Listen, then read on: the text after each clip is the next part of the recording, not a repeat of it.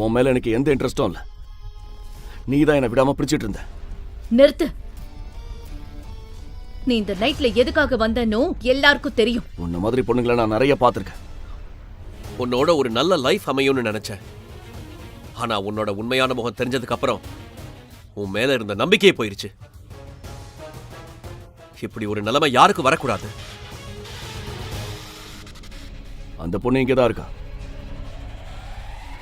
நான் நினைச்ச மாதிரியே இவ முகம் அப்படியே நேஹா மாதிரியே இருக்கு. அதான் இங்கே இருக்க சொல்லிருக்க. யார் அந்த நேஹா? என் முகம் ஏன் அவள மாதிரியே இருக்கு?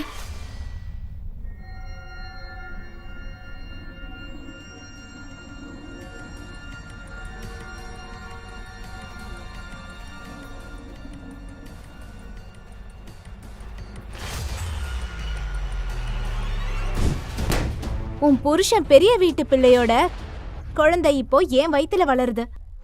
லயா, என்ன பேசுற? ஒரு அக்கா கிட்ட பேசுற பேச்சா அது? நீயா? நீ வேணா பாரு, சீக்கிரமே உனக்கு அந்த உண்மை புரியும். இப்போ அதை விட என் கூட படுக்கையில இருக்கிறது உன்னோட அந்த கௌரவமான புருஷன்தான். உங்களோட வெட்டிங் ஆனிவர்சரி அன்னைக்கு உன்னோட புருஷன் உனக்கு கொடுத்த மறக்க முடியாத கிஃப்ட். என் எதிரிக்கு கூட கிடைக்க கூடாதுன்னு நினைக்கிறேன் அந்த விவாகரத்து நோட்டீஸ்.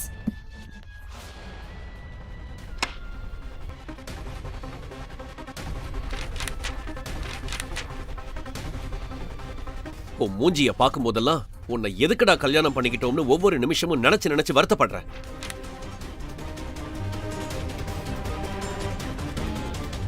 எனக்கு இப்ப இருக்கிற ஒரே ஒரு வழி எங்க அப்பா அம்மா கிட்ட போய் ஹெல்ப் கேக்குறது தான்.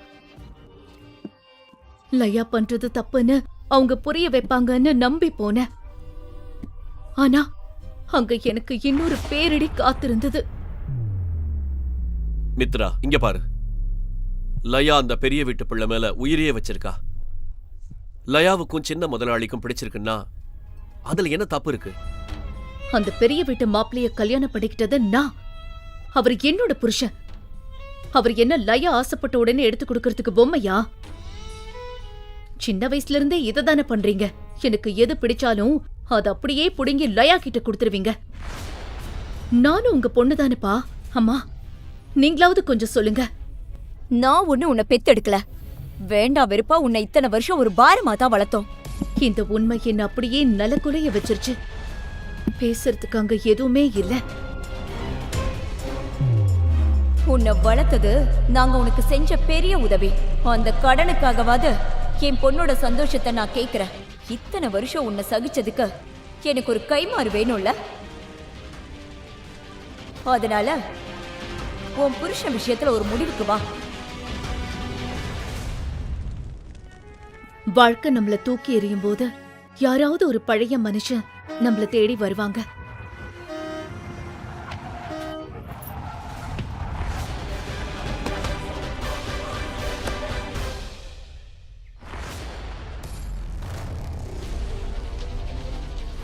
ஹேய், இந்த ஊர்ல என் கார் மட்டும் தான் உன் கண்ணுக்கு தெரிஞ்சதா?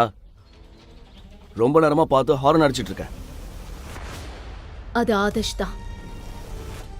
ஒரு காலத்துல என் மேல உயிரையே வச்சிருந்தவன். மித்ரா, என்ன ஒரு குழப்பத்தை உண்டாக்கி வச்சிருக்க உனக்கு?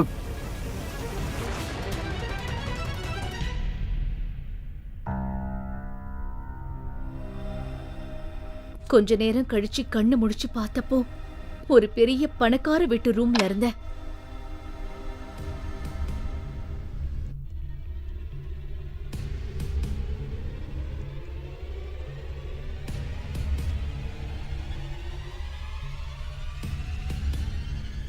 நீ என் கடலை பட்டது உன் அதிர்ஷ்டம். இல்லனா உனக்கு என்ன ஆச்சுன்னே தெரிஞ்சிருக்காது. அவன் மூஞ்சிய பார்த்தப்போ பழைய ஞாபகம்லாம் வந்துச்சு.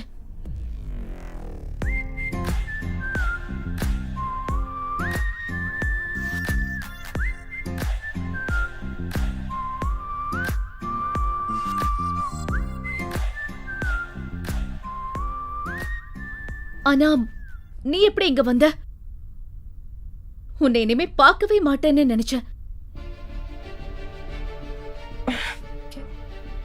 எனக்கு ஒரு மாதிரி இருக்கு. நான் கிளம்புறேன், அப்புறமா வந்து பார்க்கறேன்.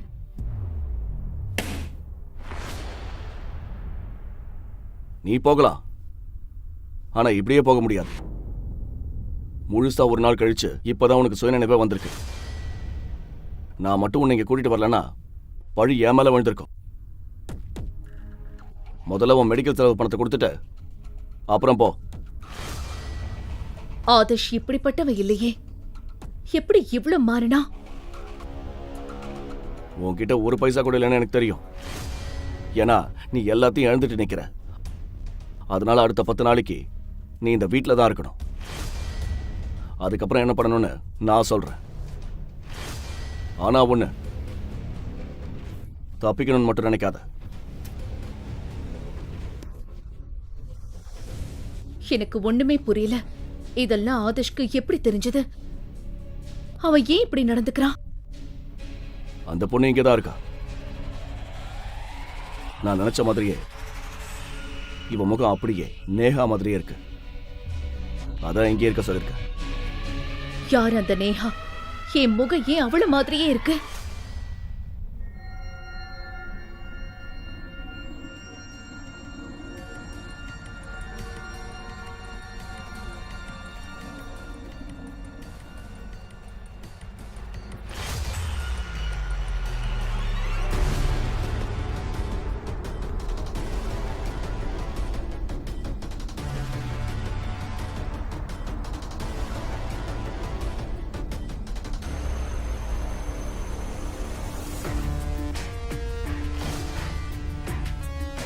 நேஹா,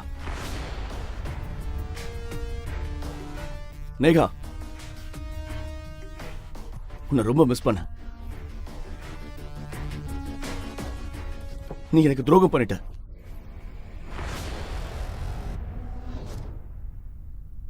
நீ என் கூட இங்க என்ன பண்ணிட்டு இருக்க?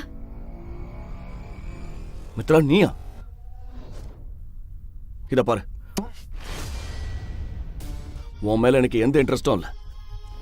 நீ தான் என்னை விடாம பிடிச்சிட்டு இருந்த. நிறுத்து. நீ இந்த நைட்ல எதுக்காக வந்தனோ எல்லாருக்கும் தெரியும். உன்ன மாதிரி பொண்ணுங்களை நான் நிறைய பார்த்திருக்கேன். உனக்கு உடம்பு சரியாகணும் தான் இங்க தங்க வச்சேன். நாளைக்கு காலையில நீ இங்க இருந்து கிளம்பலாம். என் வாழ்க்கையில நடந்த கொடுமைக்கு முன்னாடி மத்த எல்லாம் சின்னதா தெரிஞ்சது. நான் உள்ளுக்குள்ள உடைஞ்சு போயிருந்தேன். என் தங்கச்சி என் புருஷனை பறிச்சுக்கிட்டா. பெத்தவங்க நான் அவங்க பொண்ணுன்னு கூட இல்லைன்னு சொல்லிட்டாங்க. என் பழைய வாழ்க்கையும் இப்போ இப்படி வந்து நிக்குது.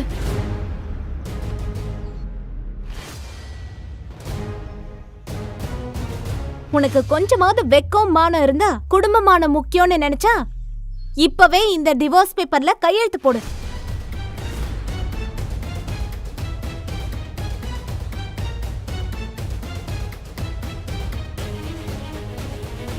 உன்னோட ஒரு நல்ல லைஃப் அமையும்னு நினைச்சேன்.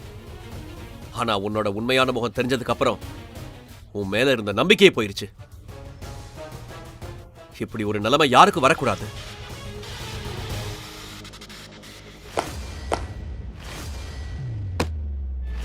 அவங்க என்ன வீட்டை விட்டு வெளியே துரத்தினப்போ என் உலகமே இடிஞ்சு போச்சு.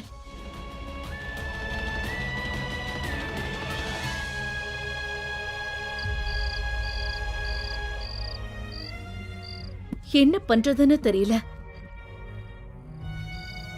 அந்த நேரத்துல எனக்கு ஆதர்ஷோட ஞாபகம் வந்துச்சு. எனக்கு உதவ இப்ப அவனால மட்டும்தான் முடியும். நான் உனக்கு கண்டிப்பா ஹெல்ப் பண்ணுவேன் மித்ரா. ஆனா அதுக்கு நீ என்ன ரகசியமா கல்யாணம் பண்ணிக்கணும்.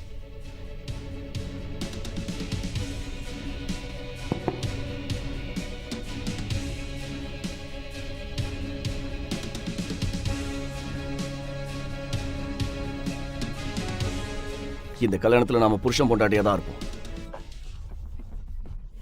ஆனா யாருக்கும் எதுவும் தெரியக்கூடாது. இதுல என்னென்ன கண்டிஷன் இருக்குன்னு இந்த கான்ட்ராக்ட்ல எழுதியிருக்கேன். இரவு நேரம் ஊரையே நடுங்க வைக்கும் அளவிற்கு மழை பெய்து கொண்டிருக்க, சாதாரணமாக கூட யாரும் வெளியே செல்ல யோசிக்கும் நேரத்தில் பீச் ஓரமாக இருந்த அந்த பங்களாவின் வாயிலில் வந்து விழுந்தாள் மித்ரா. அதே நேரம் ஒரு நடுத்தர வயதுடைய பெண்மணியின் குரலும் ஆக்ரோஷமாக கேட்க ஆரம்பித்தது. இவ நம்ம குடும்பத்தோட மான மரியாதையை கெடுக்க வந்த பாதகின்னு இப்பவாச்சும் உனக்கு புரிஞ்சுதா ராகவ்? நீ 3 மாசமா ஊர்லயே இல்ல. நீ இல்லாதப்போ அவ என்ன வேலை செஞ்சு வச்சிருக்கா பாரு. எனக்கு அப்பவே தெரியும், இவள மாதிரி யார் என்னன்னு தெரியாத பொண்ணுங்க நம்மள மாதிரி கௌரவமான குடும்பத்துக்கு சரிப்பட்டு வரமாட்டாங்க. நீ ஊர்ல இல்லாதப்போ எவன் கூடவோ போய் வயித்துல புள்ளைய வாங்கிட்டு வந்திருக்கா. ஊரே கேட்கும் அளவிற்கு கோபத்தில் மூச்சு வாங்க கத்திக் கொண்டிருந்தார் மஞ்சுளா. ராகவின் அம்மாதான் மஞ்சுளா. அவரின் உடையும் நகையும் வீட்டையும் பார்த்தாலே அவர்களின் செல்வ செழிப்பு நன்றாக தெரியும். இவ்வளவு கோபத்திலும் கூட மஞ்சுளாவின் முகத்தில் இருந்த மேக்கப் சிறிதும் கலையவில்லை. அவர் தன் மகன் ராகவை பார்த்து, நம்ம குடும்பத்துக்கு இவ சரிப்பட்டு வரமாட்டா ராகவ். நீ முதல்ல இவள டைவர்ஸ் பண்ணிடு. இவ்வளவு நேரமும் அமைதியாக இருந்த ராகவ் பார்க்க கம்பீரமான தோற்றத்தில் இருந்தாலும் அவன் கண்களில் அவன் மனதின் வலி அப்பட்டமாக தெரிந்தது. அவன் கையில் இருந்த ஹாஸ்பிட்டல் மெடிக்கல் ரிப்போர்ட்ஸை வெறித்து பார்த்துவிட்டு, சொல்லு மித்ரா, உன் வயித்துல வளர்ற குழந்தைக்கு அப்பா யாரு? அவனது கேள்விக்கு மித்ரா எந்த பதிலும் சொல்லாமல் அமைதியாக நின்றாள். அவள் முகத்தில் விழுந்த மழைநீர் அவள் பார்வையை மறைத்தாலும் அவள் மனம் தெளிவாகவே இருந்தது. அவளின் அமைதி மஞ்சுளாவின் கோபத்தை இன்னுமே அதிகமாக்கியது. மித்ரா மெதுவாக உறுதியான அழுத்தமான குரலில், எனக்கு தெரியாது ராகவ், என்ன நம்புங்க அத்தை. நான் எந்த தப்பும் செய்யல. என்னது? நீ எந்த தப்பும் செய்யலையா? அப்போ இந்த ரிப்போர்ட்ல இருக்கிறது பொய்யா? இல்ல உன் வயித்துல இருக்கிற குழந்தை பொய்யா? அப்படி இல்லன்னா தப்பே நடக்காம தான் நீ கர்ப்பானியா? என்ன நம்புங்க ராகவ். உங்க அம்மா சொல்றத மட்டும் நம்பாம என் பக்கம் நியாயத்தையும் கொஞ்சம் பொறுமையா கேளுங்க. நாங்க கேட்க தயாரா தான் இருக்கோம் மித்ரா. அதான் கேக்குறோம். நீ எப்படி மித்ரா கர்ப்பமாக முடியும்? இது எப்படி சாத்தியம்? நான் உன்னை எவ்வளவு நம்பல. இப்படி ஒரு துரோகத்தை நீ செய்வன்னு எதிர்பார்க்கல மித்ரா. ராகவ் கேட்ட கேள்வியில் எந்த ஒரு தவறும் இல்லை. ஏனெனில் மித்ராவுக்கும் அவனுக்கும் திருமணமாகி 3 மாதங்களே ஆகியிருந்தது. திருமணமான அன்று வெளிநாடு சென்றவன் இன்றுதான் வீடு வந்திருக்கிறான்.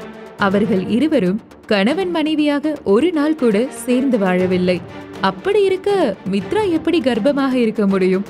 மித்ராவின் வயிற்றில் இருக்கும் குழந்தை கண்டிப்பாக ராகவின் குழந்தை இல்லை. அது அவளுக்கும் நன்றாகவே தெரியும். ஆனாலும் மித்ராவின் மனதில் ராகவ் தன்னுடைய நியாயத்தை கேட்பான் என்று சிறு நம்பிக்கை இருந்தது. கேக்குறல்ல, பதில் சொல்லு மித்ரா. இந்த குழந்தைக்கு அப்பா யாரு? நான் உன் மேல வச்சிருந்த காதலுக்கு உன்னால எப்படி இப்படி ஒரு நம்பிக்கை துரோகத்தை செய்ய முடிஞ்சது? அவகிட்ட ஏன் ராகவ் இந்த கேள்வி எல்லாம் கேட்டுட்டு இருக்க? அவ வயித்துல இருக்கிற குழந்தைக்கு அப்பா யாருன்னு தெரிஞ்சு நீ என்ன செய்ய போற? உனக்கும் அதுக்கும் எந்த சம்பந்தமும் இல்ல. சும்மா தேவையில்லாததெல்லாம் பேசி நேரத்தை வீணாக்காம முதல்ல அவளை இங்க இருந்து வெளிய அனுப்பு. இல்லம்மா, என் கேள்விக்கு எனக்கு பதில் தெரிஞ்சே ஆகணும். சொல்லு மித்ரா, இது யாரோட குழந்தை? மித்ராவிடம் இந்த கேள்விக்கு பதில் இல்லை. அவளுமே ராகவ் போல் அதிர்ச்சியில் தான் இருக்கிறாள். ஆனால் இப்போது அதையெல்லாம் தாண்டி மித்ராவின் மனதில் இருக்கும் ஒரே எண்ணம் அவளுக்கும் ராகவுக்கும் இடையே இருக்கும் உறவை காப்பாற்றிவிட வேண்டும் என்பதுதான். என்ன நம்புங்க ராகவ், நான் எந்த தப்பும் செய்யல. நான் உங்க மேல வச்ச காதல் உண்மையானது. நான் உங்களுக்கு துரோகம் பண்ணல. நீங்க என்ன நம்புனா போதும். அதுக்காக நான் என்ன வேணாலும் செய்ய தயாரா இருக்கேன். நான் என்ன செய்யணும்னு சொல்லுங்க ராகவ். ஒருவேளை இந்த குழந்தை வேண்டான்னு நீங்க நினைச்சா உங்களுக்காக நான் அதையும் செய்ய தயாரா இருக்கேன். எனக்கும் இந்த குழந்தை வேண்டாம். நான் இந்த குழந்தைய வேண்டான்னு சொல்றதுனால என்ன மாறிட போகுது மித்ரா? போனா என்னோட மரியாதை திரும்ப கிடைச்சிருமா? இல்ல என் பொண்டாட்டி வயித்துல எவனோ ஒருத்தனோட குழந்தை வளர்றது இல்லன்னு ஆயிடுமா? என்ன ஆயிடும்? சொல்லு மித்ரா. எனக்கு இப்ப உன்னை பார்க்கவே வெறுப்பா இருக்க. இப்படி என் நம்பிக்கையை உடைச்சிட்டியடி. ராகவ் பேச்சை கேட்ட மித்ரா மிகவும் மனமுடைந்து போனாள். அவர்களுக்கு இடையே நடந்த நிகழ்வுகளை அவள் நினைத்து பார்த்தாள். சில மாசங்களுக்கு முன்னாடி கோவா பீச்ல வச்சு டைமண்ட் ரிங் கொடுத்து ப்ரொபோஸ் பண்ண என்னோட ராகவ் எங்க? இப்போ என் முன்னாடி இருக்கிறவனும் அவனும் ஒரே ஆளா. எனக்கு ப்ரொபோஸ் பண்ணும்போது என்ன பிரச்சனை வந்தாலும் என்னோட கஷ்டத்தையும் சந்தோஷத்திலையும் என் கூட இருப்பேன்னு ப்ராமிஸ் பண்ண என் ராகவ் எங்க? இனி என்னோட வாழ்க்கையில கஷ்டமே இல்ல. எப்பவும் ராகவ் கூட சந்தோஷமான ஒரு வாழ்க்கை வாழ போறேன்னு நினைச்சனே. ஆனா அதெல்லாம் இப்ப கனவாயிருச்சு. கடவுளே, என்னை ஏன் இந்த அளவுக்கு சோதிக்கிற? நான் அப்படி என்ன பாவம் பண்ணிட்டேன்? ஏற்கனவே 1 வருஷம் முன்னாடி எனக்கு மெமரி லாஸ் ஆனதுனால நான் யாரு, என் பேர் என்ன, என் குடும்பம் யாரு, எங்க இருக்காங்க, இப்படி எதுவுமே தெரியாம என்ன தவிக்க வச்ச. இப்போ எனக்குன்னு உறவா கிடைச்ச ராகவையும் என்கிட்ட இருந்து பறிக்க பாக்குற. உண்மைய சொல்லணும்னா ராகவ் தான் மித்ரான்னு எனக்கு பேர் வச்சு எனக்குன்னு ஒரு அடையாளத்தையும் கொடுத்தான். இப்போ அவனையும் எனக்கு இல்லாம செய்ய பாக்குறியே. அப்படி என்னதான் என் மேல உனக்கு கோவம்? என்னை ஏன் இப்படி கஷ்டப்படுத்துற? மித்ரா மனதுக்குள் பேசிக் கொண்டிருந்த அதே நேரம் ராகவும் அவன் வாழ்க்கையில் நடந்த சம்பவங்களை நினைத்து பார்த்தான். மித்ராவை முதல் முறையாக அவன் பார்த்ததுமே அவளின் அழகில் மயங்கிவிட்டான். அதற்கு மேல் அவனுக்கு அவளை பற்றி எந்த விவரமும் தேவையாக இல்லை. அவள் ஒரு மெமரி லாஸான பெண் என்கிற விஷயம் அவனுக்கு பெருசாக இல்லை. அவளை பார்த்ததும் அவனுக்கு பிடித்து விட்டது. உடனே ப்ரப்போஸ் செய்து விட்டான். மித்ரா ஓகே சொன்னதும் உடனே அவர்களுடைய கல்யாணத்தை ஏற்பாடு செய்து விட்டான். மித்ரா ராகவ் கல்யாணம் மிகவும் ஆடம்பரமாக நடந்தது. ஊரில் இருக்கும் அத்தனை விஐபிகளும் அவர்கள் கல்யாணத்திற்கு வந்திருந்தார்கள். கல்யாணத்திற்கு வந்திருந்த எல்லாருமே ராகவ் மித்ரா ஜோடி பொருத்தத்தை பார்த்து ஆச்சரியப்பட்டார்கள். ஆனால் அனைத்தும் வெறும் 3 மாதங்கள் தான். இப்போது அந்த நினைவுகள் எல்லாம் கனவாக காற்றில் கரைந்து விட்டதை போல் நினைத்தான் ராகவ். டே ராகவ், என்னடா யோசிச்சுட்டு இருக்க? அவ என்ன பதில் சொல்லுவா ராகவ்? நீ இங்க இருந்து போன இந்த 3 மாசமும் அவ தினமும் நைட் ஆனதும் பார்ட்டி பப்னு தான் சுத்திக்கிட்டு இருக்கா. அங்க போய் அவ யார பாக்குறா, என்ன செய்யறான்னு யாருக்கு தெரியும்? நல்ல வேளை இப்பவாச்சும் அவளோட உண்மையான முகம் நமக்கு தெரிய வந்துச்சே. ஆனா நான் முதல்ல இருந்தே உன்கிட்ட சொல்லிட்டு தான் இருந்தேன். எனக்கு ஆரம்பத்துல இருந்தே இவ சரியா இருப்பான்னு தோணவே இல்ல. ஆனா நீதான் என் பேச்ச கேட்கல. இவளை கல்யாணம் பண்ணி ஊர் முன்னாடி அசிங்கப்படணும்னு உன் தலையிலையும் என் தலையிலையும் எழுதி இருக்கு. மஞ்சுளா பேசிக் கொண்டிருந்த போதே அங்கு வந்தாள் லயா. அவள் ராகவின் சிறு வயது தோழி. அவர்கள் இருவருக்குள்ளும் பெரும் நட்பு மட்டுமில்லை. லயா ராகவை நேசிக்கிறாள். எல்லோரும் ராகவ் லயாவை தான் திருமணம் செய்வான் என்று எண்ணி இருந்தார்கள். ஆனால் அவர்களுக்கு இடையில் மித்ரா வந்துவிட்டாள். அதன்படி பார்த்தால் இப்போது லயாவுக்கு ராகவை அடைய நல்ல வாய்ப்பு கிடைத்திருக்கிறது. மித்ராவை ராகவ் வாழ்க்கையிலிருந்து ஒதுக்கி வைத்துவிட்டு ராகவை அவள் திருமணம் செய்து கொள்ளலாம். லயா பேசத் தொடங்கினாள். ராகவ் ப்ளீஸ், மித்ராவை மன்னிச்சிடு. அவளால நீ இல்லாம வாழ முடியாது. அவ ரொம்ப நல்லவ. அவ என்ன வேணும்னா இப்படியெல்லாம் செஞ்சா. இந்த ஒரு முறை மட்டும் அவளை மன்னிச்சிடு. லயா பேச்சை கேட்ட மித்ரா மிகவும் அதிர்ச்சியாக அவளை பார்த்தாள். ஏனெனில் லயா தனக்கு உதவி செய்வாள் என்று அவள் சற்றும் எதிர்பார்க்கவே இல்லை. என்னவோ சரியில்லை என அவள் மனது அவளை எச்சரிக்கை செய்தது. ஆனாலும் அவசரப்பட்டு எதுவும் பேச வேண்டாம் என எண்ணி லயா பேசி முடிக்கட்டும் என்று அமைதியாக இருந்தாள் மித்ரா. மித்ரா பண்ணது பெரிய தப்புதான் ராகவ். நான் அதை இல்லைன்னு சொல்ல மாட்டேன். ஆனா இப்ப அதை பத்தி பேசி என்ன பிரயோஜனம் இருக்கு? அன்னைக்கு நைட் அவ சுயநினைவு போற வரைக்கும் குடிச்சிருந்தா. அப்படி இருக்கும்போது அவளால என்ன செய்ய முடியும், நீயே சொல்லு என்று சொன்ன லயாவின் முகத்தில் ஒரு நக்கல் சிரிப்பு வந்து சென்றது. அவளின் அந்த சிரிப்பை பார்த்ததும் மித்ராவுக்கு அன்று பார்ட்டியில் நடந்த எல்லாம் ஓரளவு நினைவுக்கு வர ஆரம்பித்தது.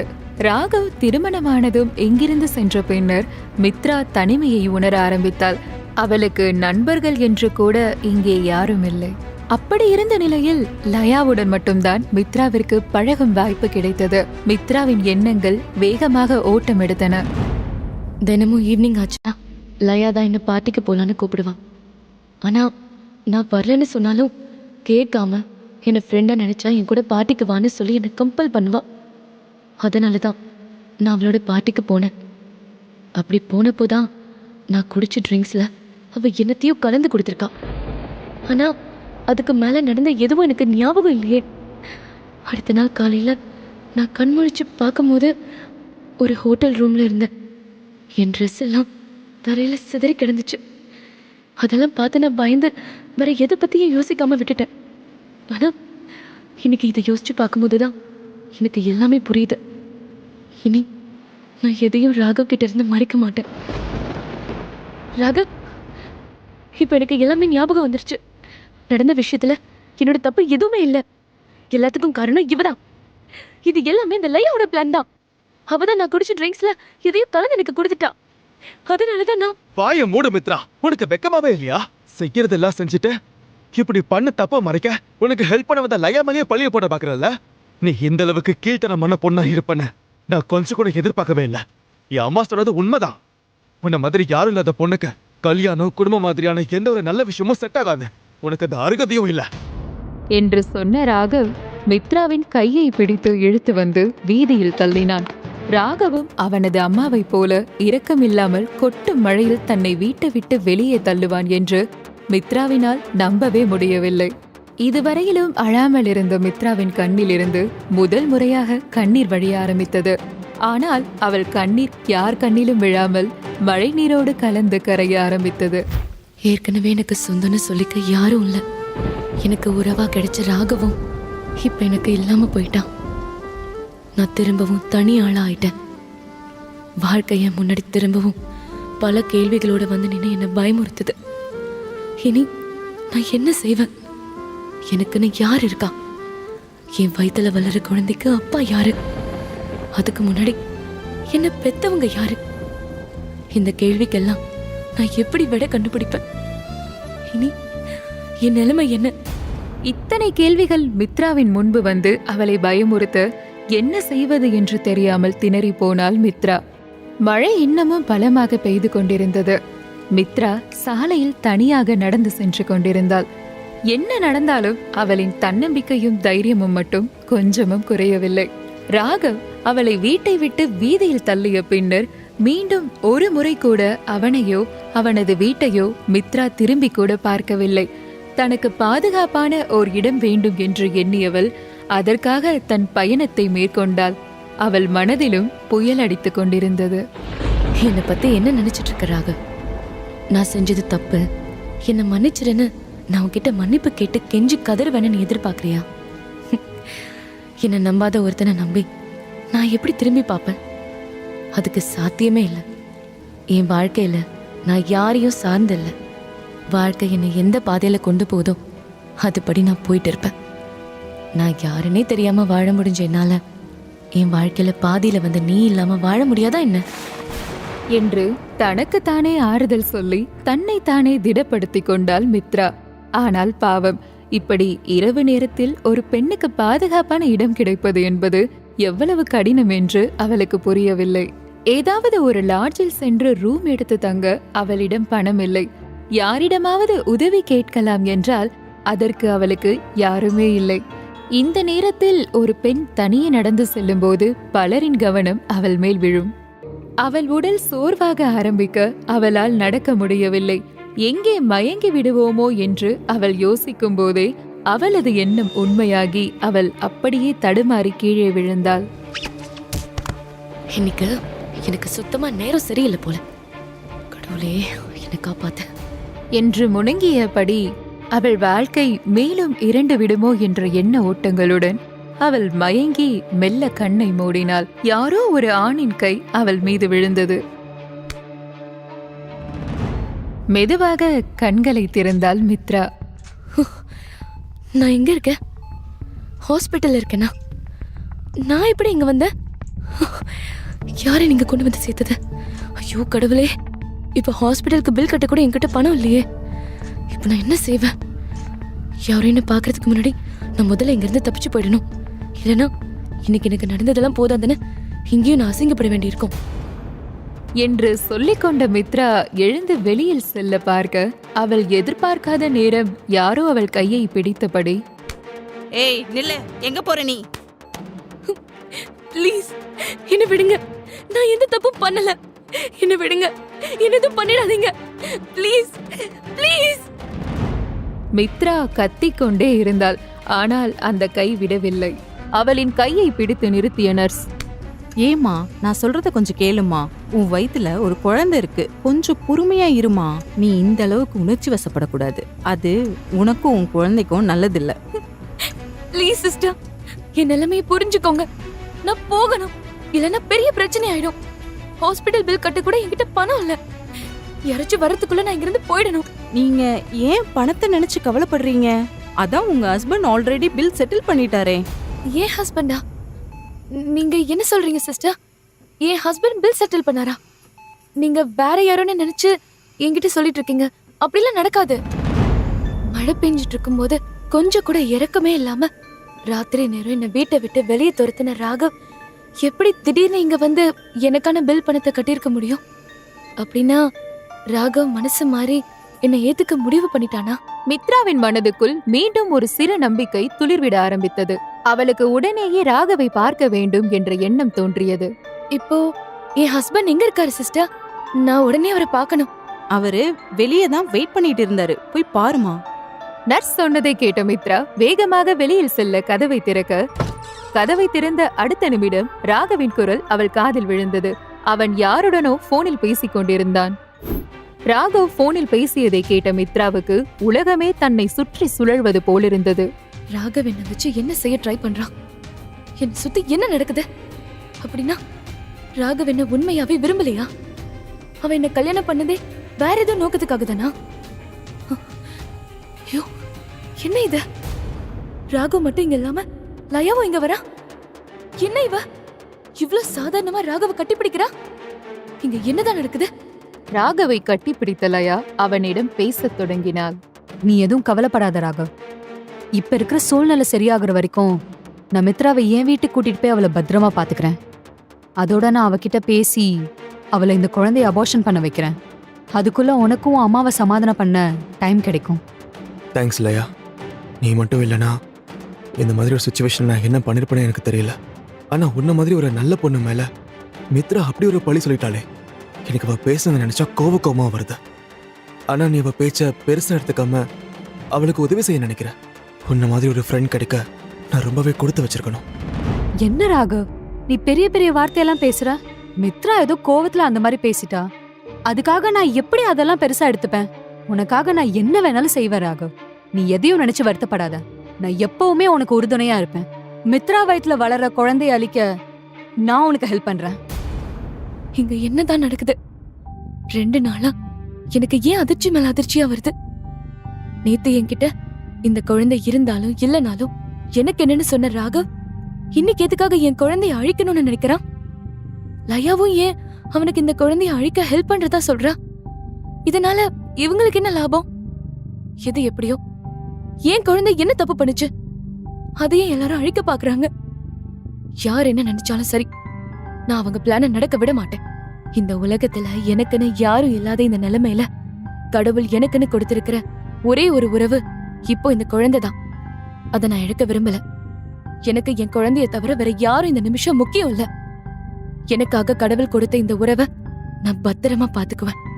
அதுக்கு முதல்ல நான் இங்க இருந்து தப்பிச்சு போயாகணும். அதுவும் நான் போகும்போது ராகவ் லயா கண்ணுல நான் படவே கூடாது. மித்ரா அவசரமாக நர்ஸ் இல்லாத நேரமாக பார்த்து அவள் இருந்த அறையை விட்டு வெளியே வந்தாள்.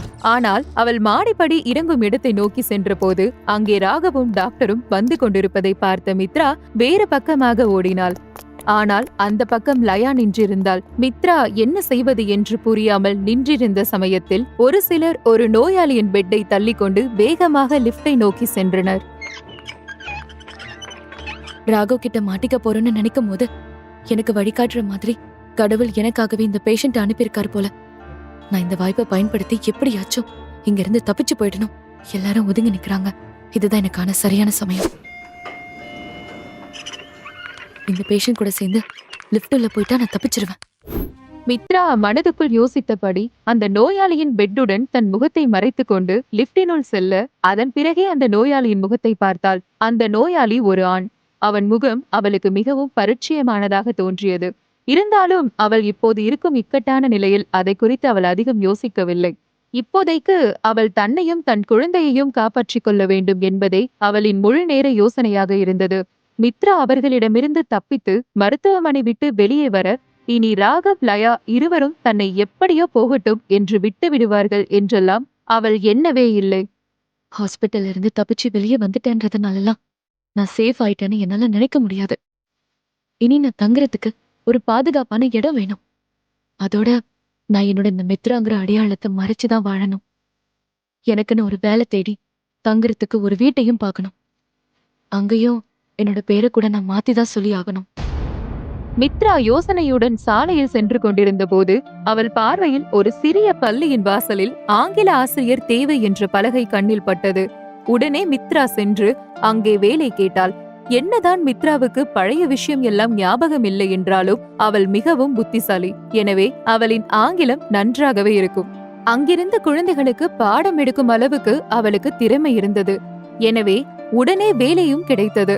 வேலையோடு சேர்த்து அவளின் நிலை அறிந்து அவள் தங்க உதவியும் செய்தார் அந்த பள்ளியின் தலைமை ஆசிரியர். இனி நான் யாரோட தயவும் இல்லாம சொந்த கால்ல நிக்க முடியும். இனி எனக்கு எந்த பிரச்சனையும் இல்ல. நாட்கள் வேகமாக ஓடியது. மித்ரா இந்த புது சூழலுக்கு வந்து இப்போது 1 மாதம் கடந்திருந்தது. மித்ராவின் நாட்கள் பள்ளியிலும் அவளின் வீட்டிலும் என நன்றாக சென்றாலும் ராகவ் லயாவின் தொல்லை இல்லாமல் அவள் வாழ்ந்தாலும் உன்னை அவ்வளவு நிம்மதியாக இருக்க விட்டு விடுவேனா என்பது போல் அங்கேயும் அவளுக்கு ஒரு புது பிரச்சனை காத்திருந்தது. அது அவளின் பக்கத்து வீட்டில் தங்கியிருக்கும் மாதவன்தான். அவன் பார்வையே மித்ராவை கூச செய்யும் அளவிற்கு இருக்கும். மித்ரா மனதுக்குள் அவனை நினைத்து தினம் தினம் பயந்து கொண்டுதான் இருக்கிறாள். ஒரு நாள் மித்ரா வெளியில் சென்று தனக்கு தேவையான பொருட்களை எல்லாம் வாங்கி கொண்டு வீடு திரும்ப அவள் இருக்கும் கட்டிடத்தின் கேட் முன்பாகவே அவள் வழியை மறைத்தான் மாதவன். என்னங்க இவ்வளவு வெயிட்ட நீங்க தூக்கிட்டு வரீங்க? நான் ஒருத்தங்க இருக்கும்போது நீங்க வேலை செஞ்சா என் மனசு கஷ்டப்படாதா? கொடுங்க, நான் எடுத்துட்டு வந்து தரேன். இல்ல அதெல்லாம் வேண்டாம், நானே பாத்துக்குவேன். தேங்க்ஸ். என்னங்க நீங்க, உங்களோட இந்த அழகான கை வெயிட்ட தூக்கி எப்படி சிவந்து போயிடுச்சு பாருங்க. அதை பார்க்கும்போது என் மனசுக்கு ரொம்பவே கஷ்டமா இருக்கு. மாதவன் பேசிக்கொண்டே மித்ராவின் அருகே நெருங்கி அவள் கையில் இருந்த பையை வாங்க போக மித்ரா அவசரமாக அவனிடமிருந்து விலகி லிப்டுக்குள் ஓடினாள். லிப்ட் மேலே சென்று நின்றதும் வேகமாக சென்று வீட்டின் கதவை திறந்து உள்ளே சென்று கதவை அடைத்துக் கொண்டாள் மித்ரா.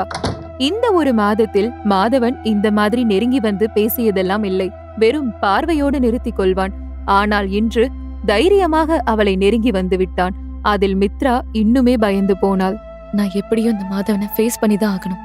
அவன் இதுக்கு மேல ஏதாச்சும் பண்றதுக்குள்ள நான் இதுக்கு ஒரு வழி செய்யணும். இங்க யார்கிட்டயாச்சும் அவனை பத்தி கம்ப்ளைண்ட் பண்ணணும். இல்லனா அவன் கண்டிப்பா எல்லை மீறி ஆரம்பிச்சிருவான். மித்ரா தனக்கு தானே பேசிக் கொண்டிருக்கும் போதே திடீரென அவள் வீட்டில் கரண்ட் கட் ஆகியது. அதோடு வெளியே இருந்து யாரோ கதவு தட்டும் சத்தம் கேட்டது. யாரது? நான் தான், உங்க பக்கத்து வீட்டுல இருக்கிற மாதவன். உங்க வீட்டுல லைட் எரியலையே, அதான் எதுவும் பிரச்சனையோ என்னன்னு பாக்கலான்னு வந்தேன். கதவை திறங்க. வீட்டுல கரண்ட் போன அடுத்த நிமிஷம் இவன் வந்து கதவை தட்டுறான். அப்படின்னா கரண்ட் போனதுக்கும் இவனுக்கும் கண்டிப்பா ஏதோ சம்பந்தம் இருக்கு. வெளியே ஜன்னல் வழியா பாப்போம். வெளியே எல்லா இடத்துலயும் கரண்ட் இருக்கு. அப்படின்னா இவன் தான் ஏதோ பண்ணிருக்கான். என்னாச்சுங்க, கதவை திறக்கிறீங்களா? இல்ல, நீங்க போங்க சார், நானே பாத்துக்குவேன். உங்களுக்கு எதுக்கு தேவையில்லாத சிரமம்? நீங்க தனியால என்ன செய்வீங்க மேடம்? கதவை திறங்க, நம்ம 2 பேரும் சேர்ந்து சரி பண்ணலாம். ஒரு முறை சொன்னா உங்களுக்கு புரியாதா? அதான் நானே பாத்துக்குவேன்னு சொல்றேன்ல. எனக்கு உங்க உதவி தேவையில்ல. நீங்க முதல்ல இங்க கிளம்புங்க. நான் ஆல்ரெடி வாட்ச்மேனை வர சொல்லிட்டேன். அவர் வந்து சரி பண்ணி கொடுப்பாரு. சரி கோவப்படாதீங்க மேடம். வாட்ச்மேன் கிட்ட ஹெல்ப் கேட்பீங்க, ஆனா நான் உங்களுக்கு ஹெல்ப் பண்ணக்கூடாதா? என்ன நியாயமோ உங்க நியாயம். மாதவன் நடந்து போகும் சத்தம் கேட்டு சிறிது நேரம் ஆன பிறகு மெதுவாக தன் வீட்டு கதவை திறந்து பார்த்தாள் மித்ரா. மாதவன் அங்கே இல்லை. உடனே வெளியில் சென்று அவள் வீட்டின் கரண்ட் பாக்ஸை திறந்து என்னென்னமோ அவள் செய்து பார்த்தோம். கரண்ட் வரவில்லை. வேறு வழி இல்லை, இனி வாட்ச்மேனை தான் கூப்பிட்டு ஆக வேண்டும் என அவள் நினைக்கும் போதே அவள் பின்னால் யாரோ நிற்பது போல் உணர்ந்தாள் மித்ரா. அவள் திரும்பி பார்க்க மாதவன் தான் மாடிப்படி அருகே நின்று அவளை பார்த்து சிரித்தான். என்ன மேடம், என்னாச்சு? உங்க வீட்ல இன்னும் கரண்ட் வரல போலியே. சரி வாங்க, நான் என்னன்னு பாக்குறேன். மாதவன் மித்ராவை நெருங்கி வர மித்ரா வேகமாக தன் வீட்டுக்குள் ஓடி கதவை லாக் செய்ய முயன்றாள். ஆனால் மாதவன் வேகமாக செயல்பட்டு அவள் பின்னாலேயே ஓடி அவளுடன் வீட்டுக்குள் நுழைந்து விட்டான். என்ன பண்ணிட்டு இருக்க நீ? மரியாதையா இங்கிருந்து போயிடு, இல்லன்னா அவ்வளவுதான். பயப்படாத மித்ரா, தைரியமா இரு. இது நீ பயப்படுறதுக்கான நேரம் இல்ல. காப்பாத்துங்க, யாராச்சும் காப்பாத்துங்க. மித்ரா எத்தனை சத்தமாக கூப்பிட்டும் யாரும் அவளுக்கு உதவி செய்ய வரவில்லை. இப்போது அவள் வேறு வழி இல்லாமல் மாதவனிடம் கெஞ்ச ஆரம்பித்தாள். ப்ளீஸ் என்ன விட்டுடு, என்ன எதுவும் பண்ணிடாத.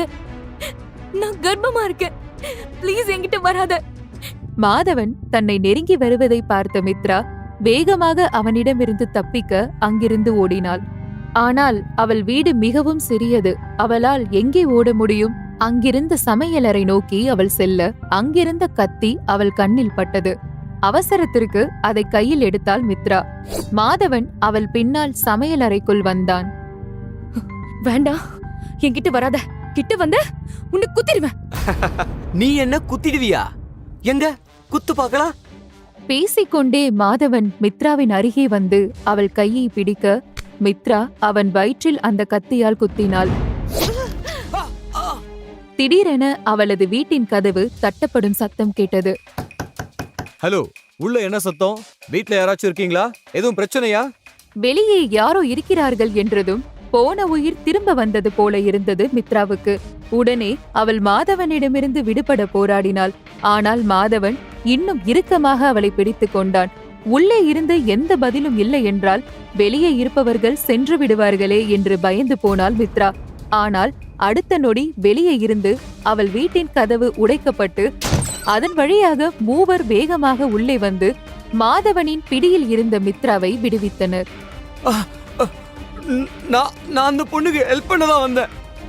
நான் எந்த தப்பு பண்ணல. ஆனா அவதான் எனக்கு கத்தியால் குத்திட்டா. என் மேல எந்த தப்பு இல்ல. மித்ரா உள்ளே வந்த புதியவர்களை ஆச்சரியமும் அதிர்ச்சியும் கலந்து பார்த்து கொண்டிருந்தாள். அவர்கள் மூவருக்குமே மாதவன் பொய் சொல்கிறான் என்று நன்றாக தெரியும். ஆனாலும் மாதவன் அவர்களிடம் தான் ஒரு நிரபராதி என்று நிரூபிக்க போராடினான். மாதவன் பேசிக் கொண்டிருக்கும் போதே வெளியிலிருந்து ஒரு ஆயுதம் பறந்து வந்து மாதவன் காதின் அருகே வெட்டியது.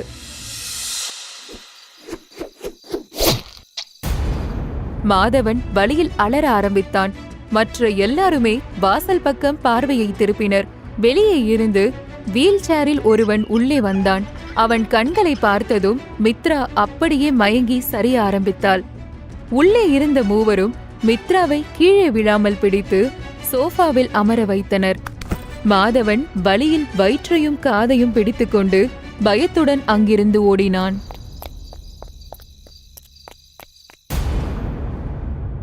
கடவுளே நேர்ல வந்த மாதிரி இவங்க எல்லாரும் சரியான நேரத்துல இங்க வந்து என்ன காப்பாத்திருக்காங்க. இவங்க மட்டும் இப்ப வரலனா எனக்கு என்ன வேணாலும் நடந்திருக்கலாம். இன்னைக்கு மாதவனுக்கு கிடைச்ச தண்டனையில அவ இனி என் பக்கம் திரும்பி கூட பார்க்க மாட்டான். ஆனா ஏன் இந்த ஆள் முகத்தை மறைச்சிட்டு இருக்காரு? இருந்தாலும் இந்த ஆளை எங்கேயோ பார்த்த மாதிரி இருக்கேன் எனக்கு. ஞாபகம் வந்துருச்சு. ஒரு மாசம் முன்னாடி நான் ராகவுக்கு பயந்து ஹாஸ்பிட்டல்ல இருந்து தப்பிச்சு வரும்போது லெஃப்ட்ல ஒரு பேஷண்ட பார்த்தேன். அந்த ஆளோட கண்ணும் இவரோட கண்ணும் ஒரே மாதிரி இருக்கு. ஐயோ, அப்போ அந்த ஆள் தான் இவரா? அப்படின்னா அன்னைக்கு லிஃப்ட்ல இருக்கும்போது அவர் கையில இருந்து விழுந்த வாட்சை நான் தான் எடுத்துட்டு வந்துட்டேன்னு தெரிஞ்சுதான் இவர் இங்க வந்திருக்காரா? இப்போ நான் என்ன செய்வேன்? அந்த வாட்ச் வச்சுதான் எனக்கு சம்பளம் வர வரைக்கும் நான் என்னோட செலவுகளை செஞ்சிட்டு இருந்தேன். இப்போ இந்த ஆள் இந்த வாட்சை கேட்டா நான் என்ன செய்யறது?